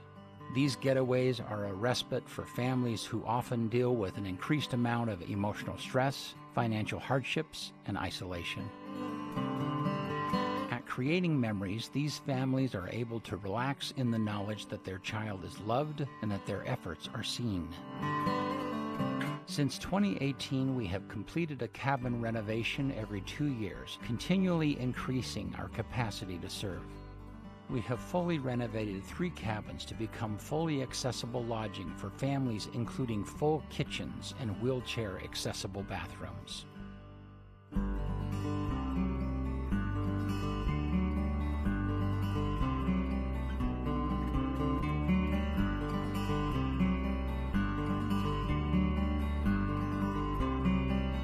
We now turn our focus to the lodge building at the Creating Memories camp. Our vision for the lodge includes gatherings, networking, education, connections, community, and fellowship.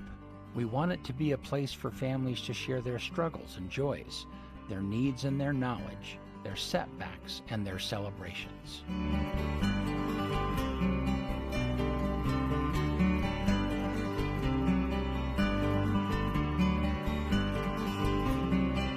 We are creating memories for disabled children, and our mission is to do just that.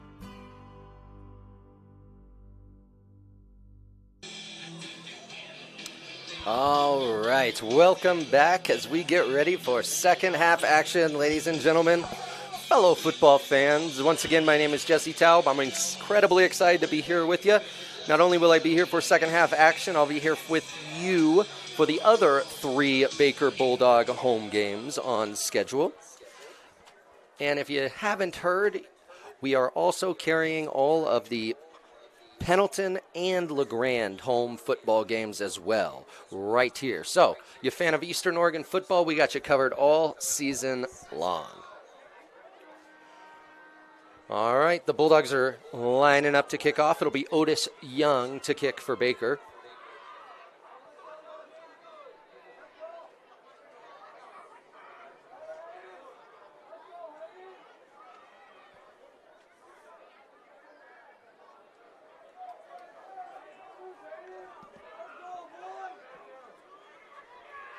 And then deep to receive for the Indians is going to be number 7, Braden Miller, and number 21, Quentin Olson. Young's kick. It's going to be Olson. See if he can find a hole. Nope. Going to be brought down quick there by number 9. That's Hayden Churchfield. Had a big catch in the first half. Couple big tackles in the first half. Starting out hot here. All right, so the Bulldogs are going to be down 2 scores, 15 points here as we begin the third quarter. At their own 22-yard line.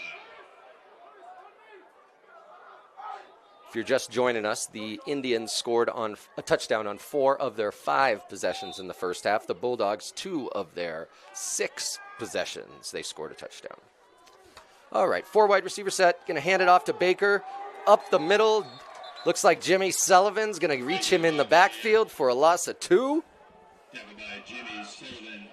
Loss on the play. And if you're a Bulldog, you like to start the half on that. Big hit by Churchfield on the kick off coverage. Sullivan makes a big stop in the backfield in the run game. Nowlin, the quarterback, handed off to Baker again. Almost get him in the backfield. Now he's got a lot of room. Baker up the middle, picks up about 8. Excuse me, check that, 10. But it's still going to be about a yard short of the first down. So we got 3rd and short. About 2 yards. Bulldogs trying to sub. I don't know if they're going to be able to get it off in time. They did not, but they're throwing a short wide receiver screen. And picks up 10, enough for a first down. Pass is complete.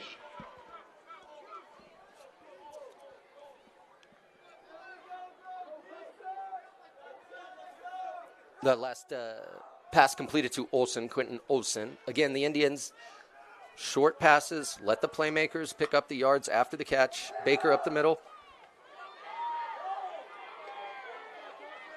Keeps some nice balance, picks up a gain of 12. And another Indian first down. Tackled by Garcia. First down, Indian. We still haven't really seen the Indians take any deep shots yet. I mean, they really haven't needed to. But you're wondering when that's going to happen. Their quarterback certainly got the arm to do it. He's got the playmakers. Again, a short screen to the near side. Picks up about 8, 9, 10 yards. Might be enough for another first down. Let's see where they mark him. Wilson, the back here. Tackled by Garcia. It's going to be 2nd and a short one. 3 wide receivers to the left. Baker, the back, 3 down linemen for the Bulldogs. They're going to throw, not there, just going to stop it off. And Churchfield just missed the tackle. Few more Bulldogs corralling him there after a gain of 6. But again, another Scappoose Indian first down.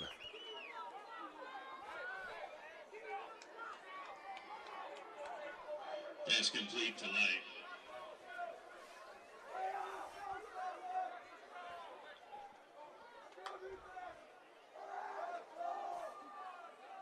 Another short screen to the near side. Picks up 10. It's Braden Miller for the Indians. Again, this is what Baker was having trouble with in the first half. And if you're Scappoose, if you're not going to stop it, why are they going to change it? You'd like to see the Bulldogs get a little bit closer here to some of these receivers and at least prevent those easy passes to the flat. Oh, little false start there on the Indians. Will move them back 5 yards. So it'll be 1st and 15 at the 25.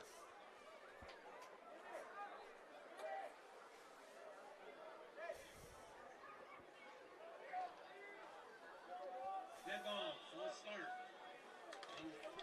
Lightning.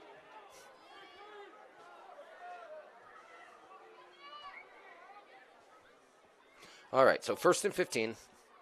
Nowlin. Short slant. There is their big play receiver, Jaden Smith. Only a 2nd reception of the day. But, again, if you've been watching us all night, you probably have heard me say this. He went 7 for 163 and 2 touchdowns last week against Pendleton. Keeping the pace. Nowlin. And hand it off. This is Green and Biggs, excuse me. Again, their sophomore running back will be going to pick up enough for the first down. They're down at the 12 now. First down, Indians. Short pass to Smith.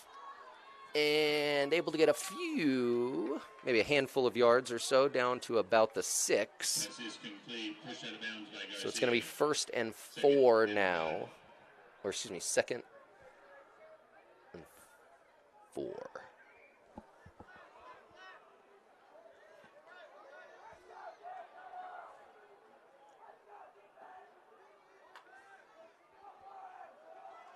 Up the middle, Green and Biggs. Picks up 2, maybe 3. Green Biggs, the ball carrier. Bring up 3rd and 1. Tackle by Ryland Jans. Indians going quick here. 3rd and 1.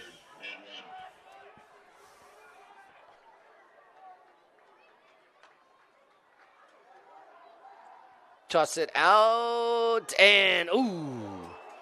Big hit there by Jones, but it might have been enough for a first down. Tackle by Jones. It looks like it is going to be enough for the first down, so now it's going to be 1st and goal from the 3.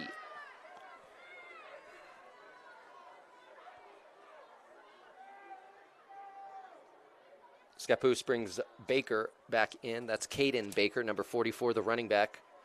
Probably hand it off to him, letting him do some work. They do just that, and he walks into the end zone. His 2nd of the night, matches his 2 from last week as well. Caden Baker, big number 44, 6'1", 206 senior. Already with 4 touchdowns on the year. Scappoose picks up their 5th touchdown in 6 possessions.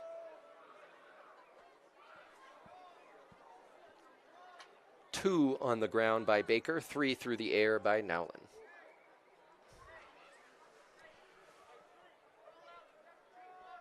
Going to be Hoffman to kick. Up and good. So that's going to take the score to the Indians of Scappoose 36, the Bulldogs of Baker 14. We'll hit a commercial from one of our good sponsors, Eastern Oregon University. We'll see you right back here.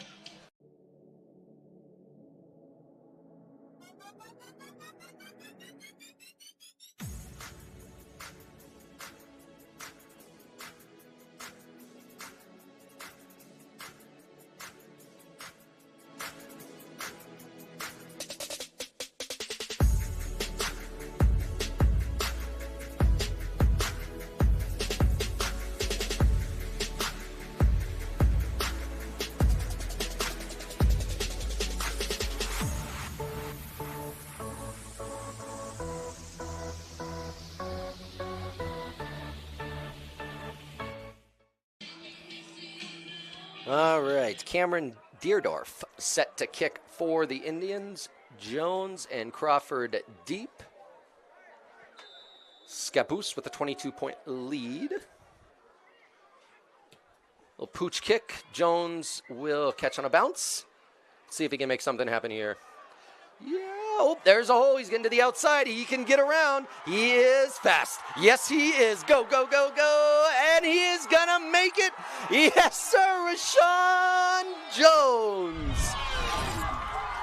I tell you, well, let's take a look at this replay first. Again, Jones on the bounce. Again, you've probably heard me say this before, but if you're new, you're just joining us. Rashawn Jones right here on your screen. Back to back. State champion in the 100 hurdles and 300 hurdles. Setting meet records in both events last spring as well. As a sophomore, had offers from Oregon State, Washington State, and a number of smaller schools as well. If you're out there, one, you're probably not listening to me, but if you are, this kid is special. Going to be fun to watch the next couple years for Bulldog fans. All right, Maldonado to kick, Jones to hold. Up and good. Well, that was quick. Let's take a quick commercial break, and we'll be right back for the kickoff.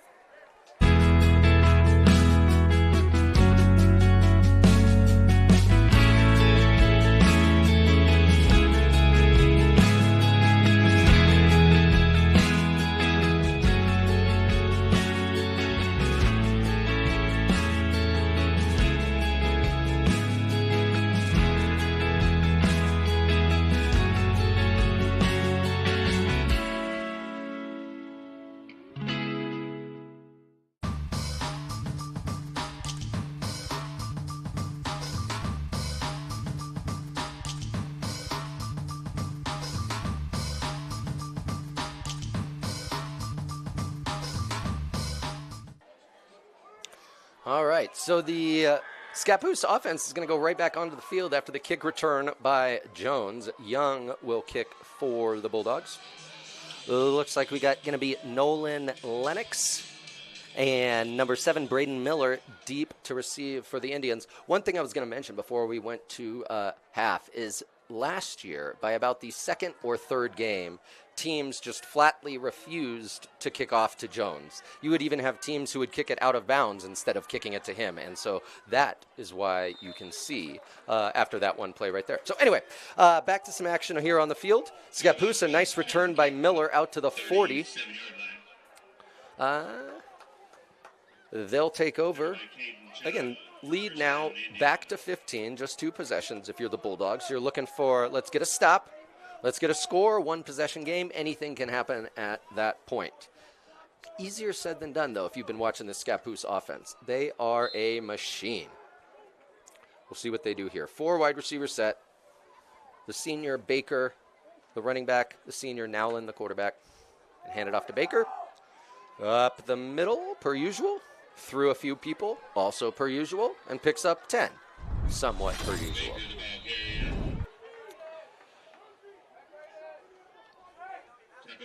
That's one of the concerns these Bulldogs had coming into this season, was going to be the offense and defensive line.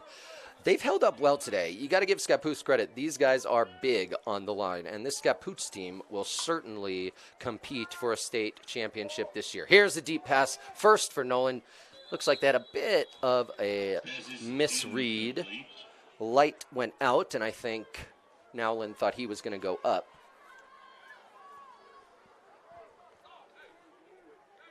So we'll have 2nd and 10. Ball on midfield exactly.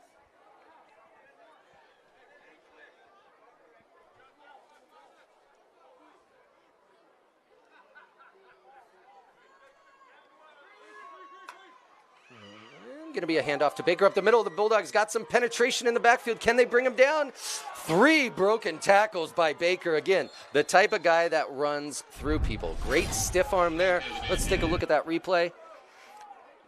Baker made a couple people missed with the stiff arm, then finally brought down there by Logan Crawford. So 3rd and short now for the Indians. You'd imagine they'd probably go for it, given the strength of their running game, if they don't get it here on 3rd down.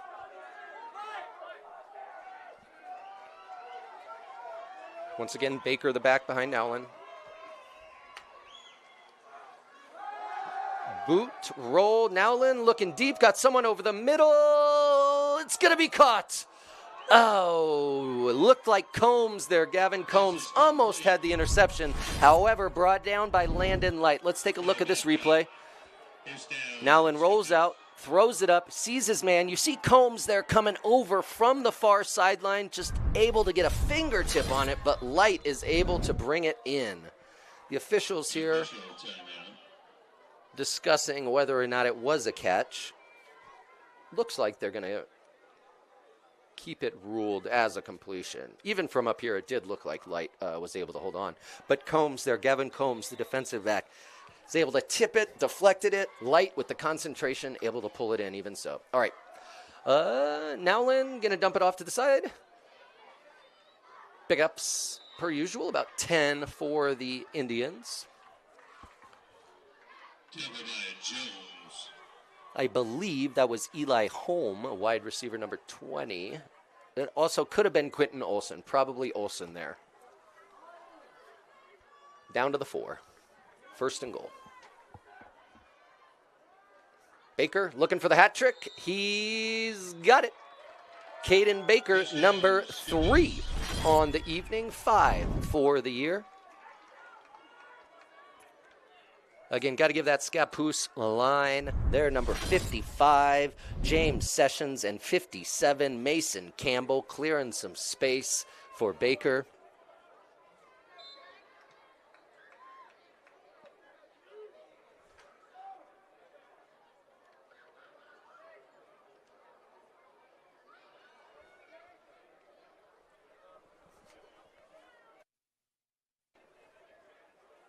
So the Indians just line up for the conventional PAT. Up and no good. Wide left. All right. So puts the lead at 21, 42-21. Scappoose. We're going to keep it right here for you.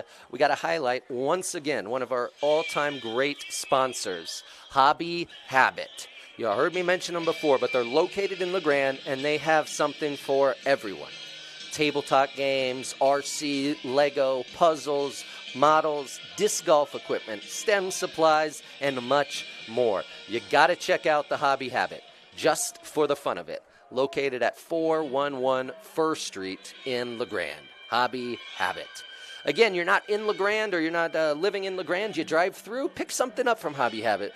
And we appreciate these local businesses sponsoring, allowing this broadcast to exist. Without them, this isn't happening. So once again, thank you so much to Hobby Habit. And I got to do it. You know I got to do it. If you're out there and you want to make a donation, even $5, $10, whatever you feel comfortable with, to support these kids and making sure these broadcasts continue, you can go to EOA.network. EOA.network, and there should be a little spot there for you to donate. All right. Okay. So kickoff. We got a flag. They're going to pull them back, make them re-kick. Going to go out on a limb and say they're not going to kick it to Jones this time, but, you know, we'll see.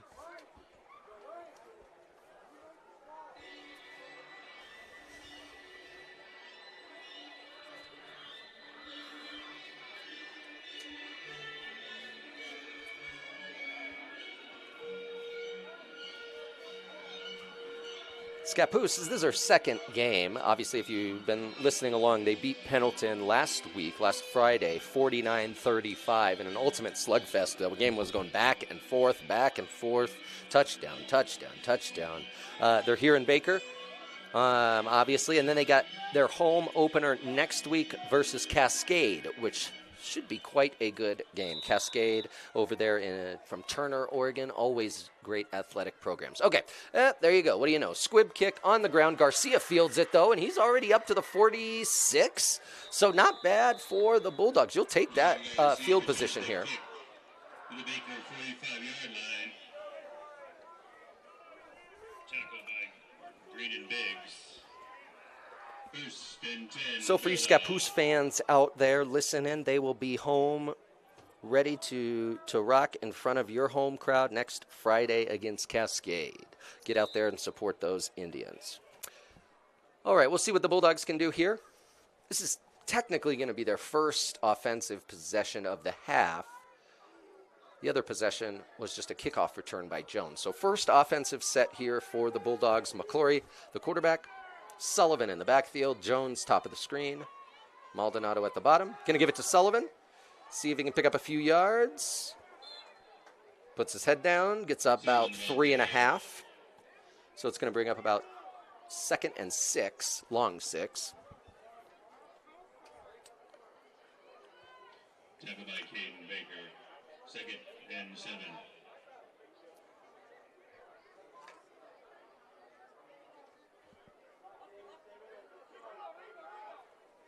Bulldogs, once again, usual 3 wide receiver set. They're almost always coming out in this 3 wide receiver, 1 tight end, 1 running back set. Crawford in motion.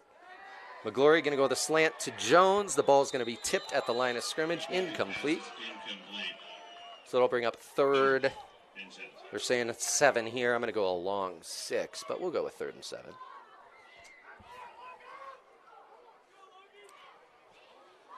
For Bulldog fans out there, they're going to head out on a bit of a road stretch for the Bulldogs. They got 3 away games before their next home game here on October 4th against Pendleton. So next week, they're going to play Marshfield, but they're playing in Bend. So they're kind of meeting in the middle of the state.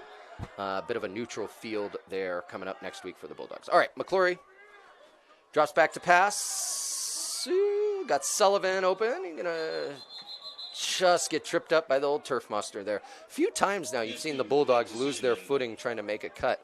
Going to be no gain, though. It's going to bring up 4th down. Again, you never really like going for it in your own end, but you're on the 49. Oh, they are going to punt it. Okay. I thought they might have gone for it. All right. So it looks like the Bulldogs are going to punt. I think Jones is going to do the honors this year. For the Indians, they're going to send Landon Light back deep to receive. This will be the first punt of the game for either side, actually. Jones punt. Light lets it go. We'll get a little bit of a Bulldog bounce. It'll get down at the 11. So the Indians are going to take over. 1st and 10. We'll be right back after this quick break.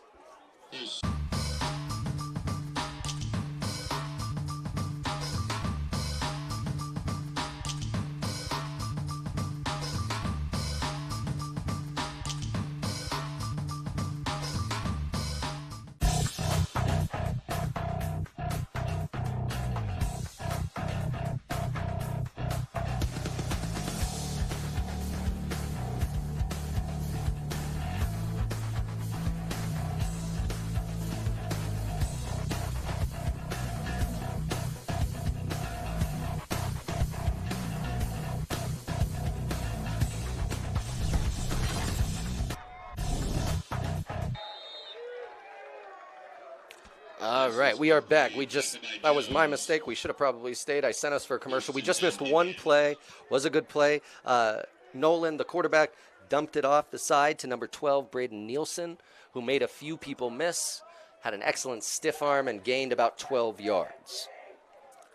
Other than that, haven't missed a thing. Once again, Nowlin, quarterback, hands it off to Baker, Caden Baker. Oh, excuse me, that's the other running back, Elijah Greenan Biggs, their sophomore running back. Greenan Biggs, ball carrier. Scappoose kind of has a two-headed monster with the Thunder Lightning model. Nowlin going to drop back, look to dump it off. Ooh, brought up, stepped up, and sacked. Bulldogs get some pressure for the first time tonight. That is going to be a sack for not only 34, Jimmy Sullivan, and number 55, Ryder Nimmo, kind of combining on the sack there for the Bulldog.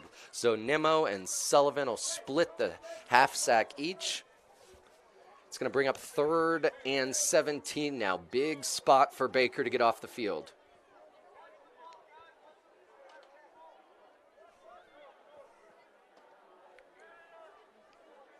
All right. Green and Biggs, the back. Nowlin drops back, looking over the middle. Looks like a Light there, Landon Light, number 5. Makes a few people miss, knocks someone over, and ends up getting within 2 or 3 yards of the first down. That might be enough for them to go for it as well. We'll see what they elect to do. I can't imagine with the strength of their running game and the strength of that offensive line, they're too afraid of a 4th and 2.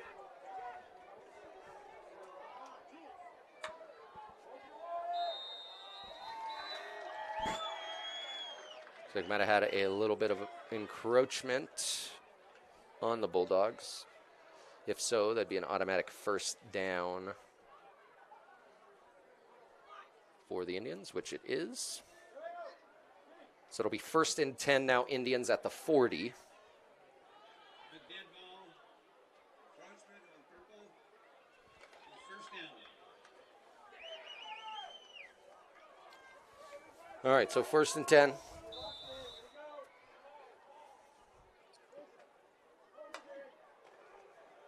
Nowlin looks on the short slant, caught, but hit hard and quick by Jones. Nice snag there by number 4, Drew Butler.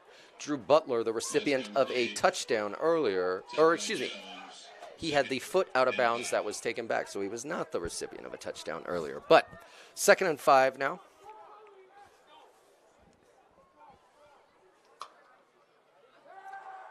Two-step drop, nice out. Nowlin completes, 12-yard gain. Butler once again. This is complete. First down, Scappoose. Again, you really got to admire the senior quarterback, number 8, Max Nowlin, here for the Indians. He's someone who's never going to force it, going to take what the defense gives him. He's looking deep, checking it then underneath. Last week against Pendleton, he was not afraid to go deep, but in part because wide receivers were getting open. The Bulldogs staying on top of a lot of the receivers, forcing them to take those shorter routes underneath.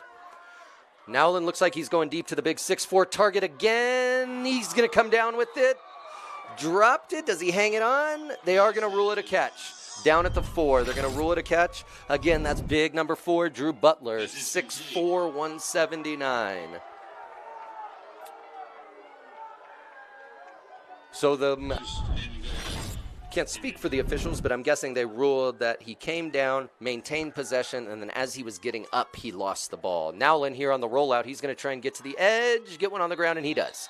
So Nowlin's going to pick up his 4th total touchdown, first on the ground this evening. And that'll put the Indians up to 48-21, pending the PAT.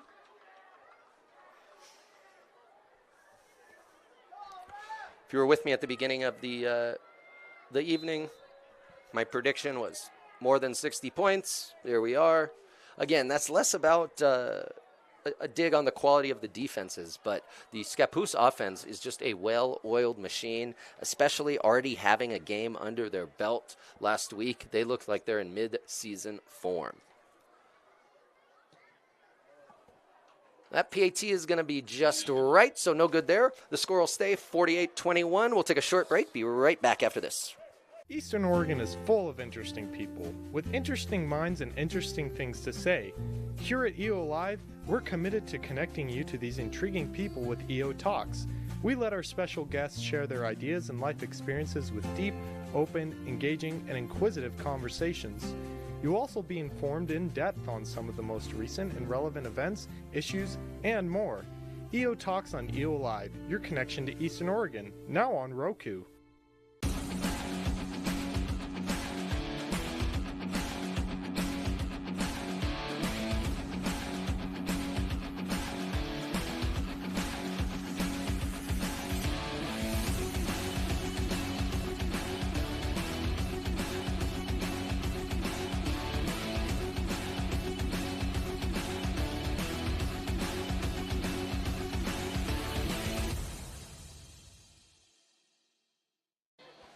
All right, we're back here at Baker Bulldog Memorial Stadium for opening night for these Baker Bulldogs. They're getting set to receive the kick here. Obviously, Jones deep. They go with the little squib. They're not going to let Jones touch it again. And the Bulldogs will cover it up at the 33. So, McGlory, the no quarterback for the Bulldogs this season, is going to take over 1st and 10 at the 33.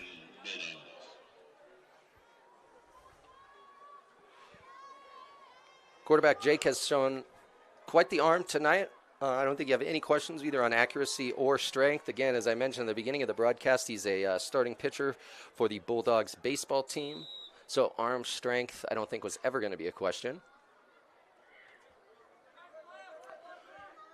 Bulldogs are going to start with trips left. Jones, the closest to the sideline on our side here. Sullivan in the backfield. Quick screen to Jones. See if he can make a couple people miss. Gets out of 2 tackles and then pushed out of bounds after he picks up a first down around the 45. Again, this is going to be the Baker kind of offense this year, finding different ways to get Rashawn Jones the ball in space. Both screens, out of the backfield,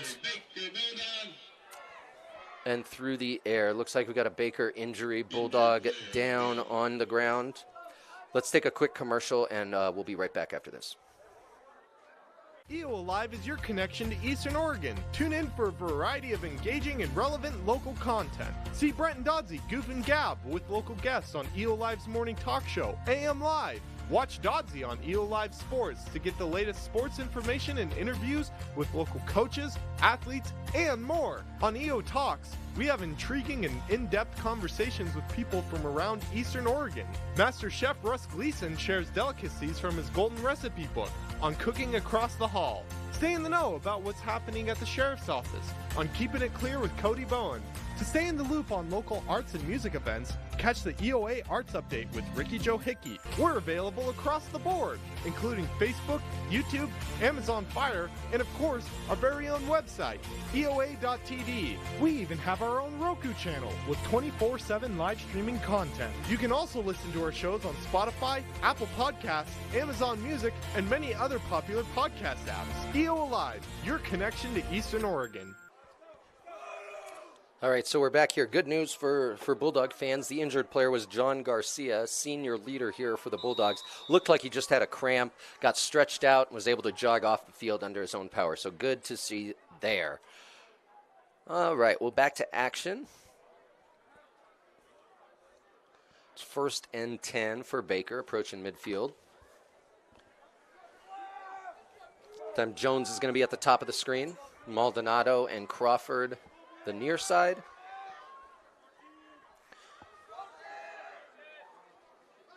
Jones in motion.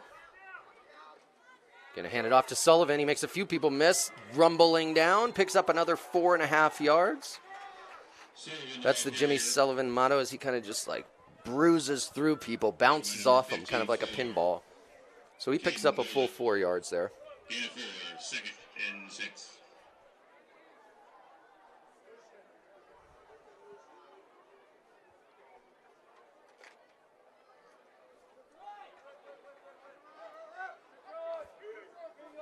Bulldogs come out here for 2nd and 6. Jones, top of the screen. Sullivan the back. McGlory rolling out, looking for Jones. Got him. Goes down to make the catch, but picks up enough for a first down, no problems. 8-yard gain. And a bull.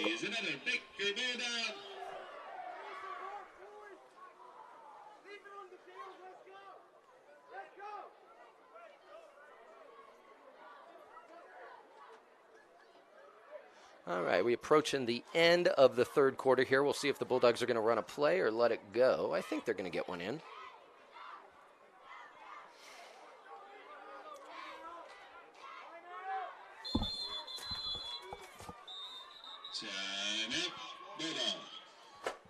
Looks like Baker's going to take a timeout. So let's just hang here for a minute. Again, they're going to take their timeout. They're going to come out, run one play. It'll be the end of the quarter. Once again, cannot thank you all enough if you're out there listening to us, watching us, however you're getting your information from EO Live. We appreciate it. Once again, our sponsors this evening have absolutely done a wonderful job bringing this to everyone over Eastern Oregon. And if you're out in Scappoose, over towards the western side of the state, we're glad we could bring this to you as well. Let's hit up one of our all-time great sponsors, OTEC. Once again, your friends at Oregon Trail Electric Co-op, they want to help power your future. That's right. Whether you're interested in becoming a lineman, learning a trade, or attending college, OTEC has scholarships which might be right for you. There's even a 4-year scholarship every year given away which pays for all tuition and fees at Eastern Oregon University. If you got a senior or your junior, just start looking. Visit otech.coop/scholarships to learn more. OTEC, a great partner in the community. All right. What do we got here? 1st and 10, but we got a flag. Might have encroachment on the defense. Let's see. We got dead ball. Encroachment. Yep. On the way. All right, so 5-yard penalty. It'll go 1st and 5 now for Baker. Like I said, 3 seconds left here in the 3rd quarter. Probably the last play of the quarter. Oh, ball on the ground, but looks like the Bulldogs are able to fall on it and recover. All right, that'll bring us to the end of the 4th quarter. Let's take a break, and we will be right back for 4th quarter action.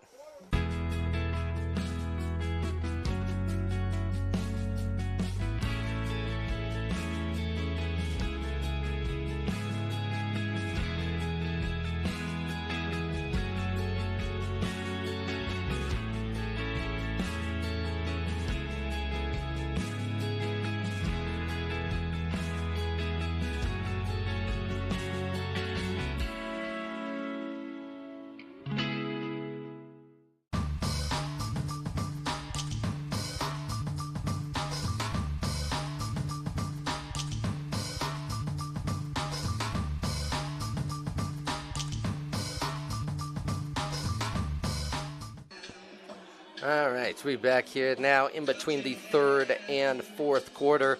If you were watching the LeGrand game, we want to welcome you over. Looks like the LeGrand game just went final. They were taking on Vail, so a battle of Eastern Oregon. And I'm reading the score online, so I don't have firm confirmation, but it looks like Vail was able to win that game 30-8 over LeGrand. Again, that's just what I'm seeing online, so don't hold me to it. But if that score holds up, that's a little bit of a surprise. The Bulldogs will be taking on Vail in 2 weeks. All right. McGlory, short pass to Crawford, makes 1, 2 men miss, upfield, picks up 8 on second down. So that'll bring up 3rd and 2 for Baker. Good little play there by McGlory. 3rd and 2.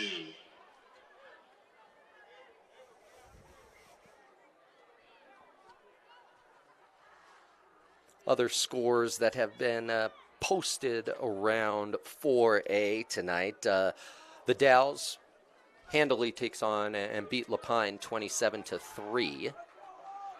Get you another score here in a moment. Let's see. Bulldogs, McClory. Gonna roll to the right. Quarterback keeper. Makes a couple people miss. Goes ahead and slides, but gets enough for the first down. About, looks like we got a Scappoose player injured as well. He's getting up. It might just have been a little bit of a cramp or something. Let's see.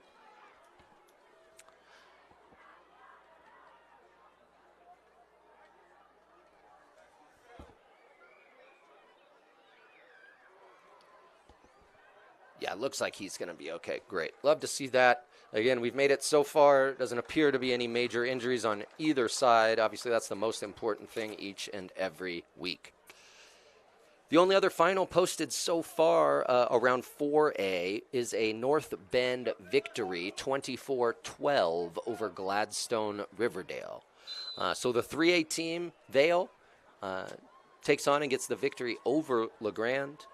The Dows convincingly beats Lapine, and North Bend convincingly takes care of Gladstone.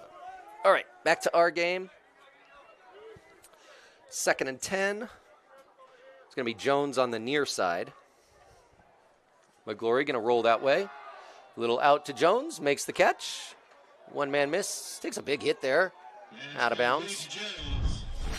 About the 20. Let's see if they're going to give him a first down. Yep, they're going to give him a first down. Another full 10. So the Bulldogs now 1st and 10 at the 19, looking to punch this one in.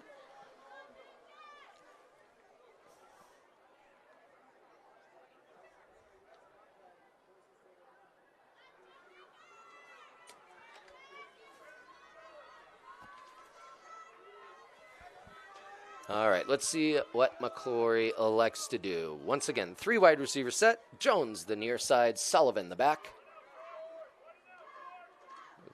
Glory's going to give it a rend around to Crawford. He's got a little bit of space, makes a couple people miss, and gets about 7 yards. Not a bad play there.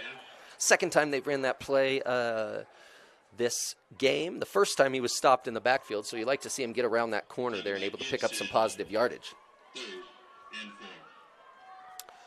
So it's going to bring up 2nd and 4 now for Baker. And coming into the huddle there was John Garcia, the injured Baker player from before. But like I said, I think it was just a cramp. Got some stretches, got some water in him. He's back out there. I like to see that. All right, Bulldogs, a little bit of a tight formation here. Once again, Jones, the near side. He's going to go, hits a man over the middle. It's going to be number 17, tight end for Baker, Andy Richards there, bringing it in. His first reception. Nice pickup there. Gets it down to 3rd and 1, maybe half a yard. Yeah, if you're in the stadium here, you could hear probably inches. So definitely 4-down territory here for the Bulldogs. They're not settling for a field goal, any of that. They want to punch it in the end zone. So 2 plays here to get the first down on the 10-yard line. Sullivan's the back. He's going to get it. Tries to get away, unable to do it. Going to be stopped in the backfield for a loss of 2. So that's going to make it 4th and a long 3. Brandon Nielsen, 4th and 3. Obviously, Bulldogs offense staying out on the field. See what they elect to do here.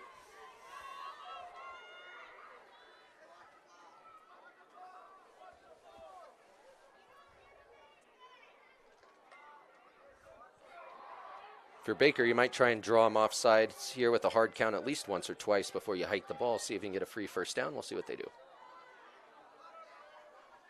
Nope. Going to go looking towards Jones on an out. Not seeing. That might be interference in the end zone. Yes, it is. All right, so we got a flag there in the end zone. Pass incomplete, but he was looking for Richards. Richards drew the flag. Almost certain this is going to be defensive pass interference, which would be enough for a first down. It'd be half the distance of the goal, so they get down to the 6. Pass interference on White. Yep. So, is confirmed defensive pass interference. Is another. Baker Bulldog. And the Bulldogs will but continue their drive on the 6 now. 1st and goal. All right, in the backfield now for the Bulldogs is going to be Quinn Wellman, 21. 3 wide receivers, Crawford and Jones to the near side. They're going to give it to Wellman. He's got a hole up the middle. See if he can punch it in. Yes, sir. Quinn Wellman into the end zone. His first touchdown of the season. Take a look at the replay here. Again, nice job by the line creating that space there. I could see that hole from up here, so I felt confident he was going to get in. Love to see that. Bulldogs pick up their 4th touchdown of the evening.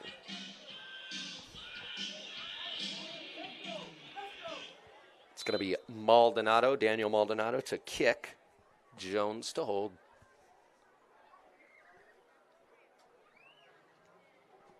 Kick up and good. Right down the middle. All right, so the Bulldogs staying in this game, keeping their offense on the field, moving the ball. Love to see it. A little about 8.5 minutes to go in the 4th quarter. We'll take a short break. Be right back.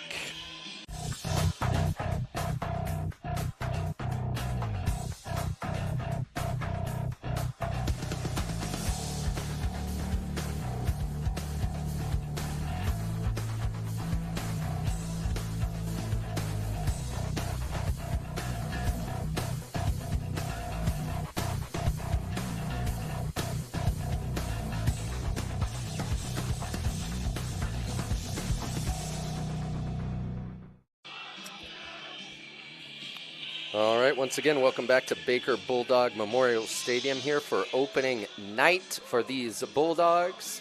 Scappoose on game 2.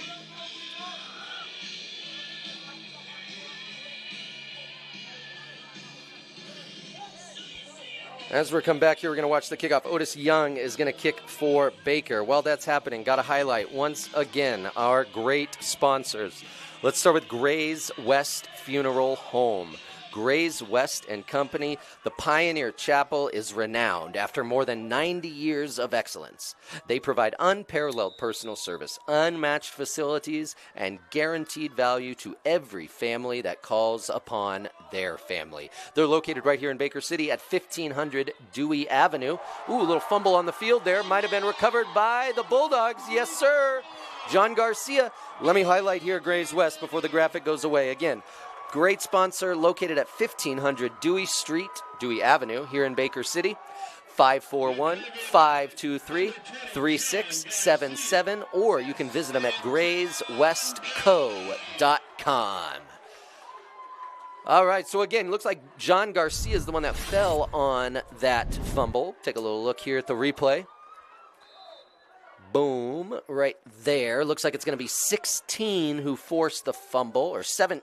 Colton Lucian, number 16, a sophomore, forces that fumble. The senior, Garcia, falls on it, and Baker's back in business here, starting 1st and 10 at the 25. All right, looks like empty set for Baker. Sullivan in the left slot. Jones now coming in motion into the backfield. And looks like they're going to run the speed option. Not there.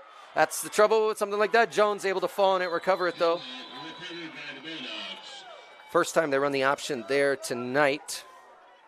Going to end up in a loss of 15. So not quite the start to this drive that they were hoping for. But it's only second down, 2nd and 25. 3 down territory, no doubt, for Baker.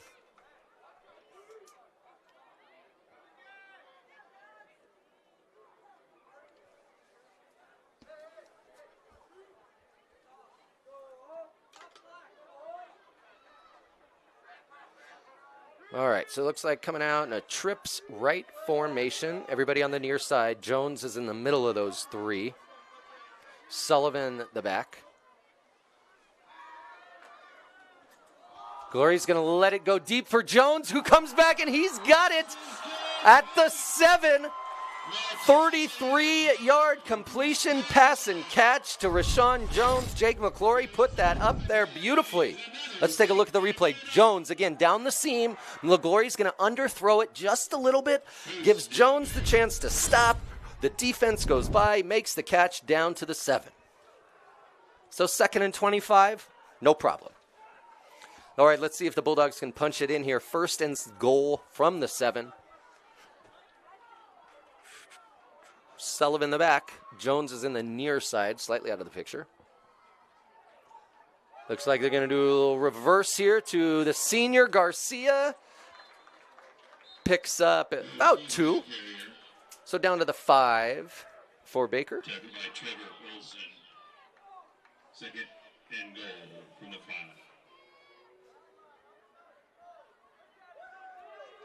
So if Baker can punch it in here, brings, and assuming they convert the extra point, that'd be 48-35, 2-score game. Again, high school football, anything can happen in 6.5 minutes. But you got to get this one first. All right, 2nd and goal. Empty set. Jones in motion.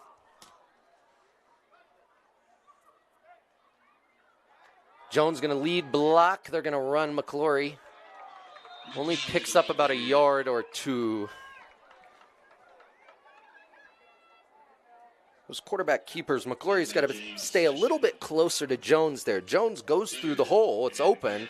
But by the time McClory hits it, allows some defensive players to fill in there. So I'm sure the Bulldogs will work on that for next week. Either have Jones slowing down a little bit or McClory speeding up. One of the two. Get them a little closer together there. All right.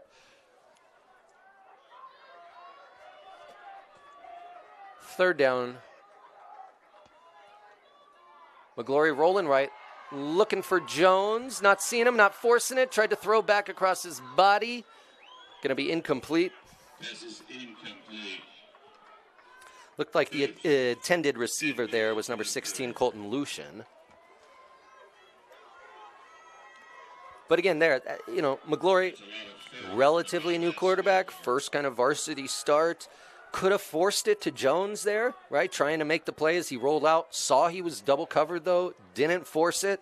Came back to his 2nd, 3rd looks. Saw someone open. Just didn't make the play. But you like the idea that he's not trying to force it. When you got a guy like Rashawn, you want him to have the ball every time. But you can't force it. And he's done a nice job of that all night. All right, 4th down. Let's get it in, Bulldogs. We got to jump on the line. So that'll move him back 5 yards. And it'll be 4th and 9.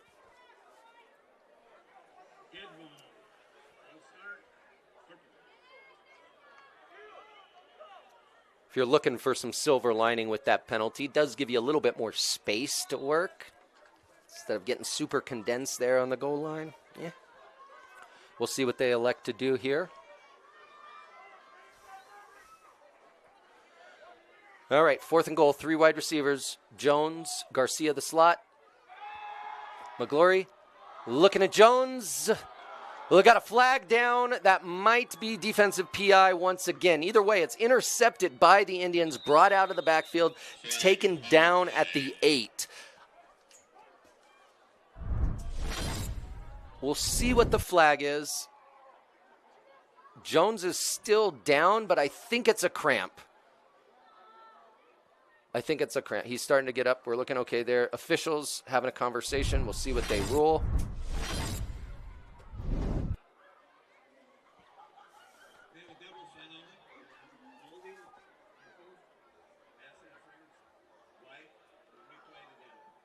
All right, so 2 fouls on that play there, if you didn't hear. The first was holding on Baker. The second, the defensive pass interference on Scappoose. Those penalties will offset. They're going to replay the down, so 4th and goal from the 9 once again.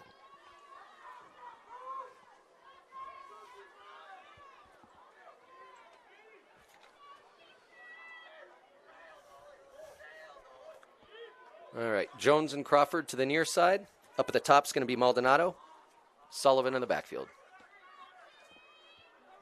Jones in motion.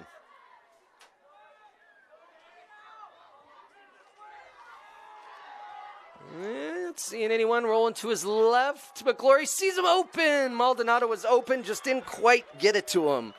Again, McGlory incomplete, but he's making the right reads. He is down after that last play. But again, it looks like it's a cramp. Looks like it's a cramp again. First game of the season. Been a really warm day here in Baker. Yeah, you got Sullivan there stretching him out a little bit, so we're going to be good there. But it will be, I believe, a turnover on down. So let's go ahead and take a commercial. We'll come back and see what Scappoose can do in the remaining 5 minutes. Here in Eastern Oregon, we're blessed to live in such a wonderful area. And though it may seem mild-mannered, there's actually quite a lot that goes on in this area.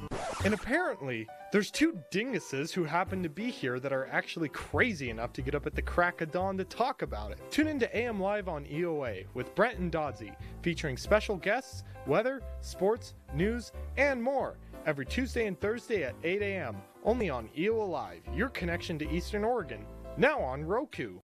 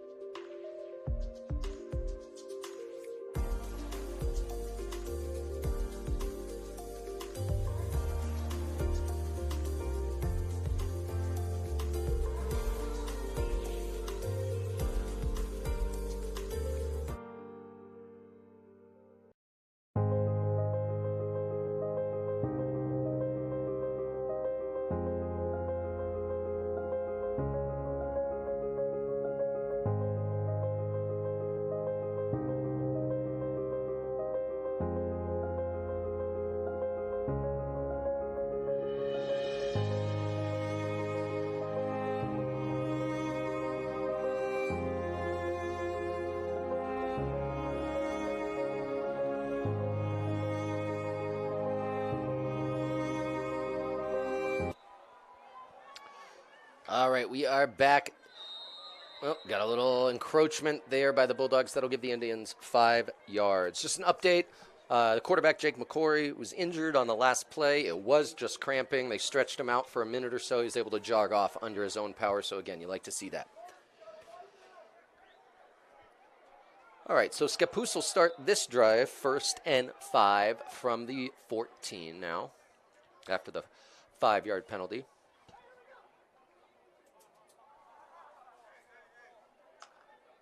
A handoff. Nope. Nolan going to do a wide receiver screen to Light. Light's going to try and make someone miss. Tackled, wrestled down there by number 5, Gavin Combs. Makes the big tackle for the Bulldogs. Taken by number 5, Gavin Combs.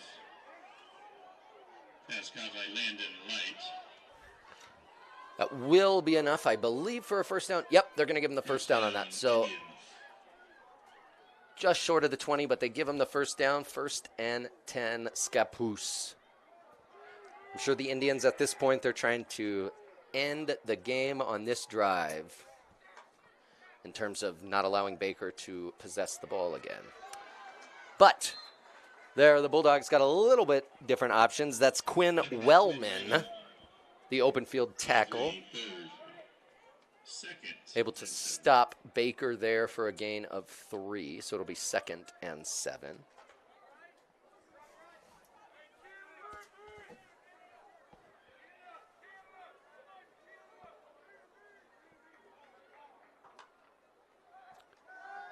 Nowlin rolls right.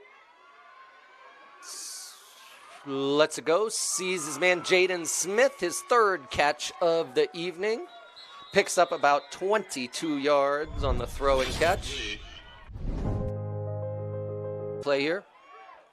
Jaden Smith, first down, Indians. Oh, we're just going to keep it right here, actually, as the Indians are moving.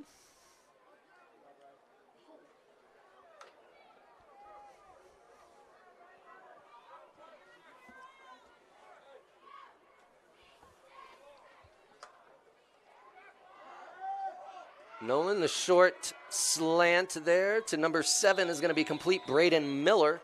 He's going to pick up about 18 yards for another first down for Scappoose, brought down by Combs. Tackled by Gavin Combs, first down, Scappoose. You heard me say it before, but it really feels like, although it's only week 2, this Scappoose offense is a well-oiled machine.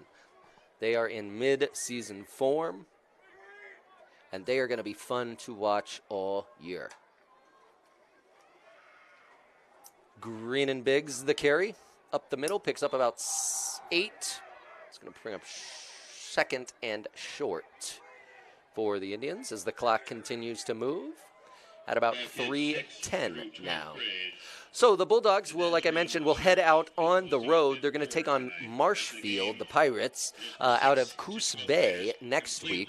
The teams are meeting at a neutral location. They're going to play in at Redmond High School. That'll take place at 6 p.m.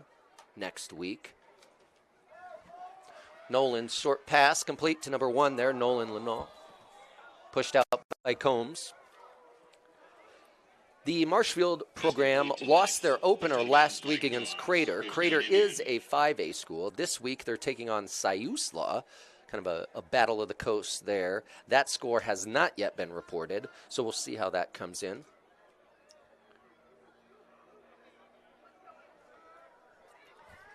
All right, 1st and 10 now for the Indians. In the backfield, this is going to be George Gibson. Excuse me. Gibson was the back. That's going to be Landon Light with the reception. Pushed out of bounds by Wellman. 2nd and 3. As the Indians continue their drive here, clock stopped at 2:38. Like I mentioned, they're going to be heading back home. They got 2 in a row at home for the Indians. They're going to take on Cascade next Friday at 7 p.m. Cascade playing Redmond tonight. Score not yet reported, so it'll be their 2nd game, Scappoose's 3rd game of the year. Handoff here by the Indians. They're going to push it into the end zone. Again, there is George Gibson, the sophomore running back for the Indians. So they're going to power it in at 54-28 now, pending extra point.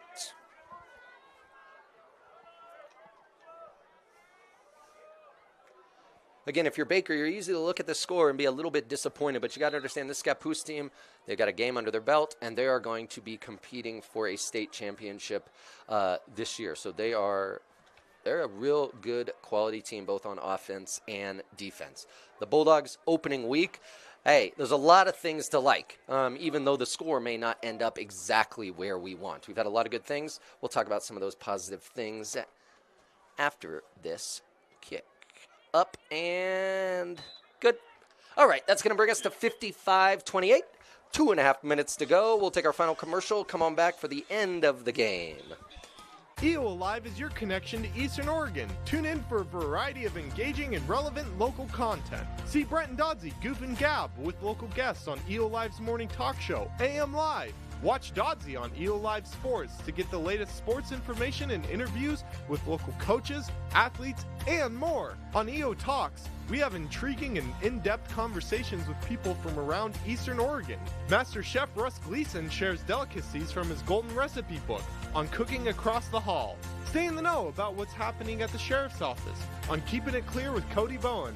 To stay in the loop on local arts and music events, catch the EOA Arts Update with Ricky Joe Hickey. We're available across the board, including Facebook, YouTube, Amazon Fire, and of course, our very own website, EOA.tv. We even have our own Roku channel with 24/7 live streaming content. You can also listen to our shows on Spotify, Apple Podcasts, Amazon Music, and many other popular podcast apps. EO Live, your connection to Eastern Oregon. All right, back here at Bulldog Memorial Stadium. The Indians set to kick. We got about 2.5 minutes to go. Going to go out on a limb here and say they're going to squib it. They saw Jones touch it and take it to the house once. That was enough for them to learn their lesson. Maldonado falls on it, and the Bulldogs will take over 1st and 10 on the 28. Baker Bulldog ball. So the Bulldogs are going to be on the road next week, and so is LeGrand, which means right here on this network, you're going to have Pendleton at home taking on a 5A school, Redmond. So the Panthers will be coming to Pendleton. Once again, that's going to be 7 o'clock kick right here on EOA Alive. You can find it Facebook, YouTube. It'll be on the app, any of those sorts of things. Go ahead. And then the following week, Baker's still on the road, and myself, will be right back here in a few weeks. October 4th will be our next Baker home game. There. All right. Little end around to Garcia. Nice block by Sullivan. Garcia is able to get a few yards before he's brought down. So we'll see if the Bulldogs can put one more touchdown on the board here.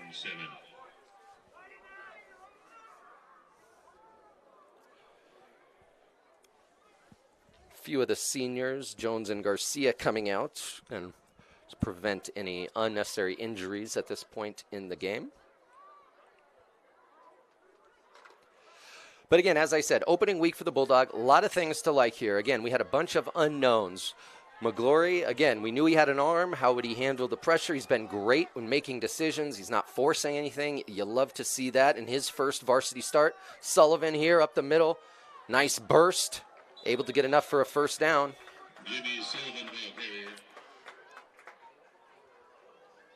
And then also for the Bulldogs, one of the unknowns coming into this season was going to be the offensive line. They lost 4 of their 5 senior starters last year, only 1 returning starter on the line. Coming in against this Scappoose team, you take a look at their roster, they got some big kids.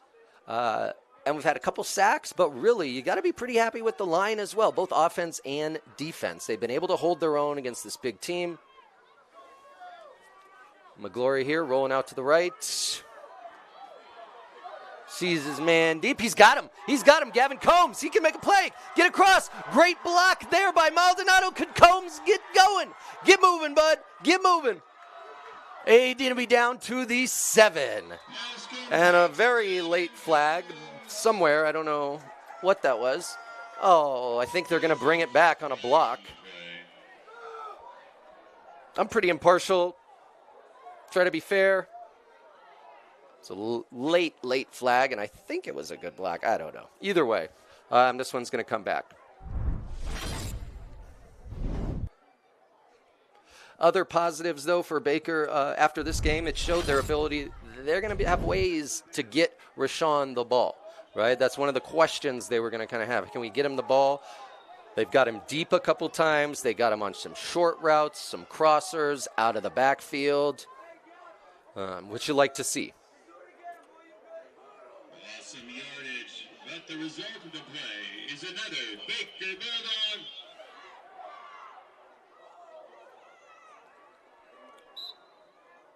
All right, so just under a minute, the ball is going to be brought back to the Indian 45 after the block in the back.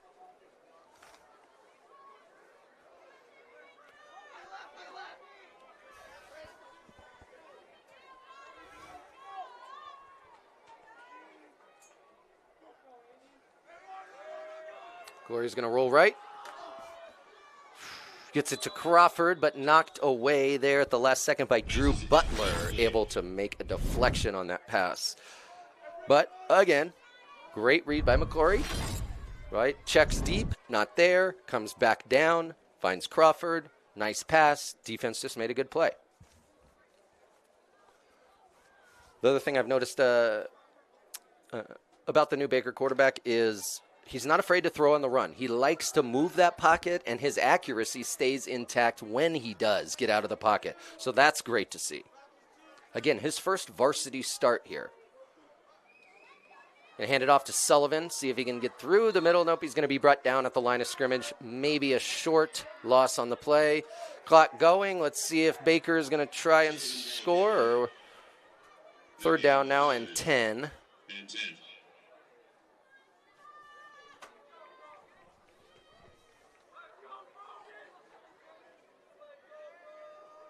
Under 30 seconds. Clock running now.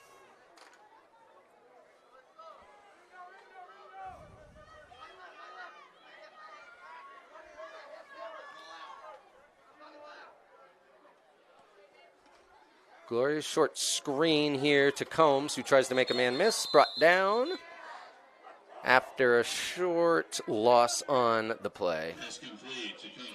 And the Bulldogs are just content to let the clock run out, and that is your ball game, ladies and gentlemen. Scappoose heads to Eastern Oregon for the second time in 2 weeks, picks up their second convincing win, this time 55-28.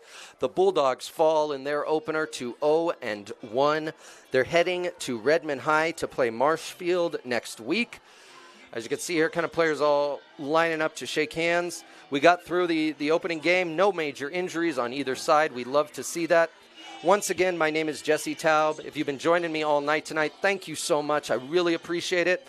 I got to give a highlight to our sponsors one more time before the night's out. Hobby Habit in LeGrand. Check them out the next time you're in town. Gray's West Funeral Home right here in Baker City. And OTEC, supporting our community with a number of scholarships for local student athletes. OTEC, Gray's West Funeral, and Hobby Habit, thank you again for your sponsor. And I can't forget Eastern Oregon University as well, our fourth and final sponsor. All right, well, I think that will do it here from Baker Bulldog Memorial Stadium. Like I said, I will be back on October 4th, our next home game against Pendleton. Next week on EO Alive, you're going to have Pendleton hosting Redmond. Other than that, ladies and gentlemen, I hope you enjoyed our broadcast. Have yourselves a great weekend, and we will see you soon. I'm Jesse Taub for EO Alive. Thank you again.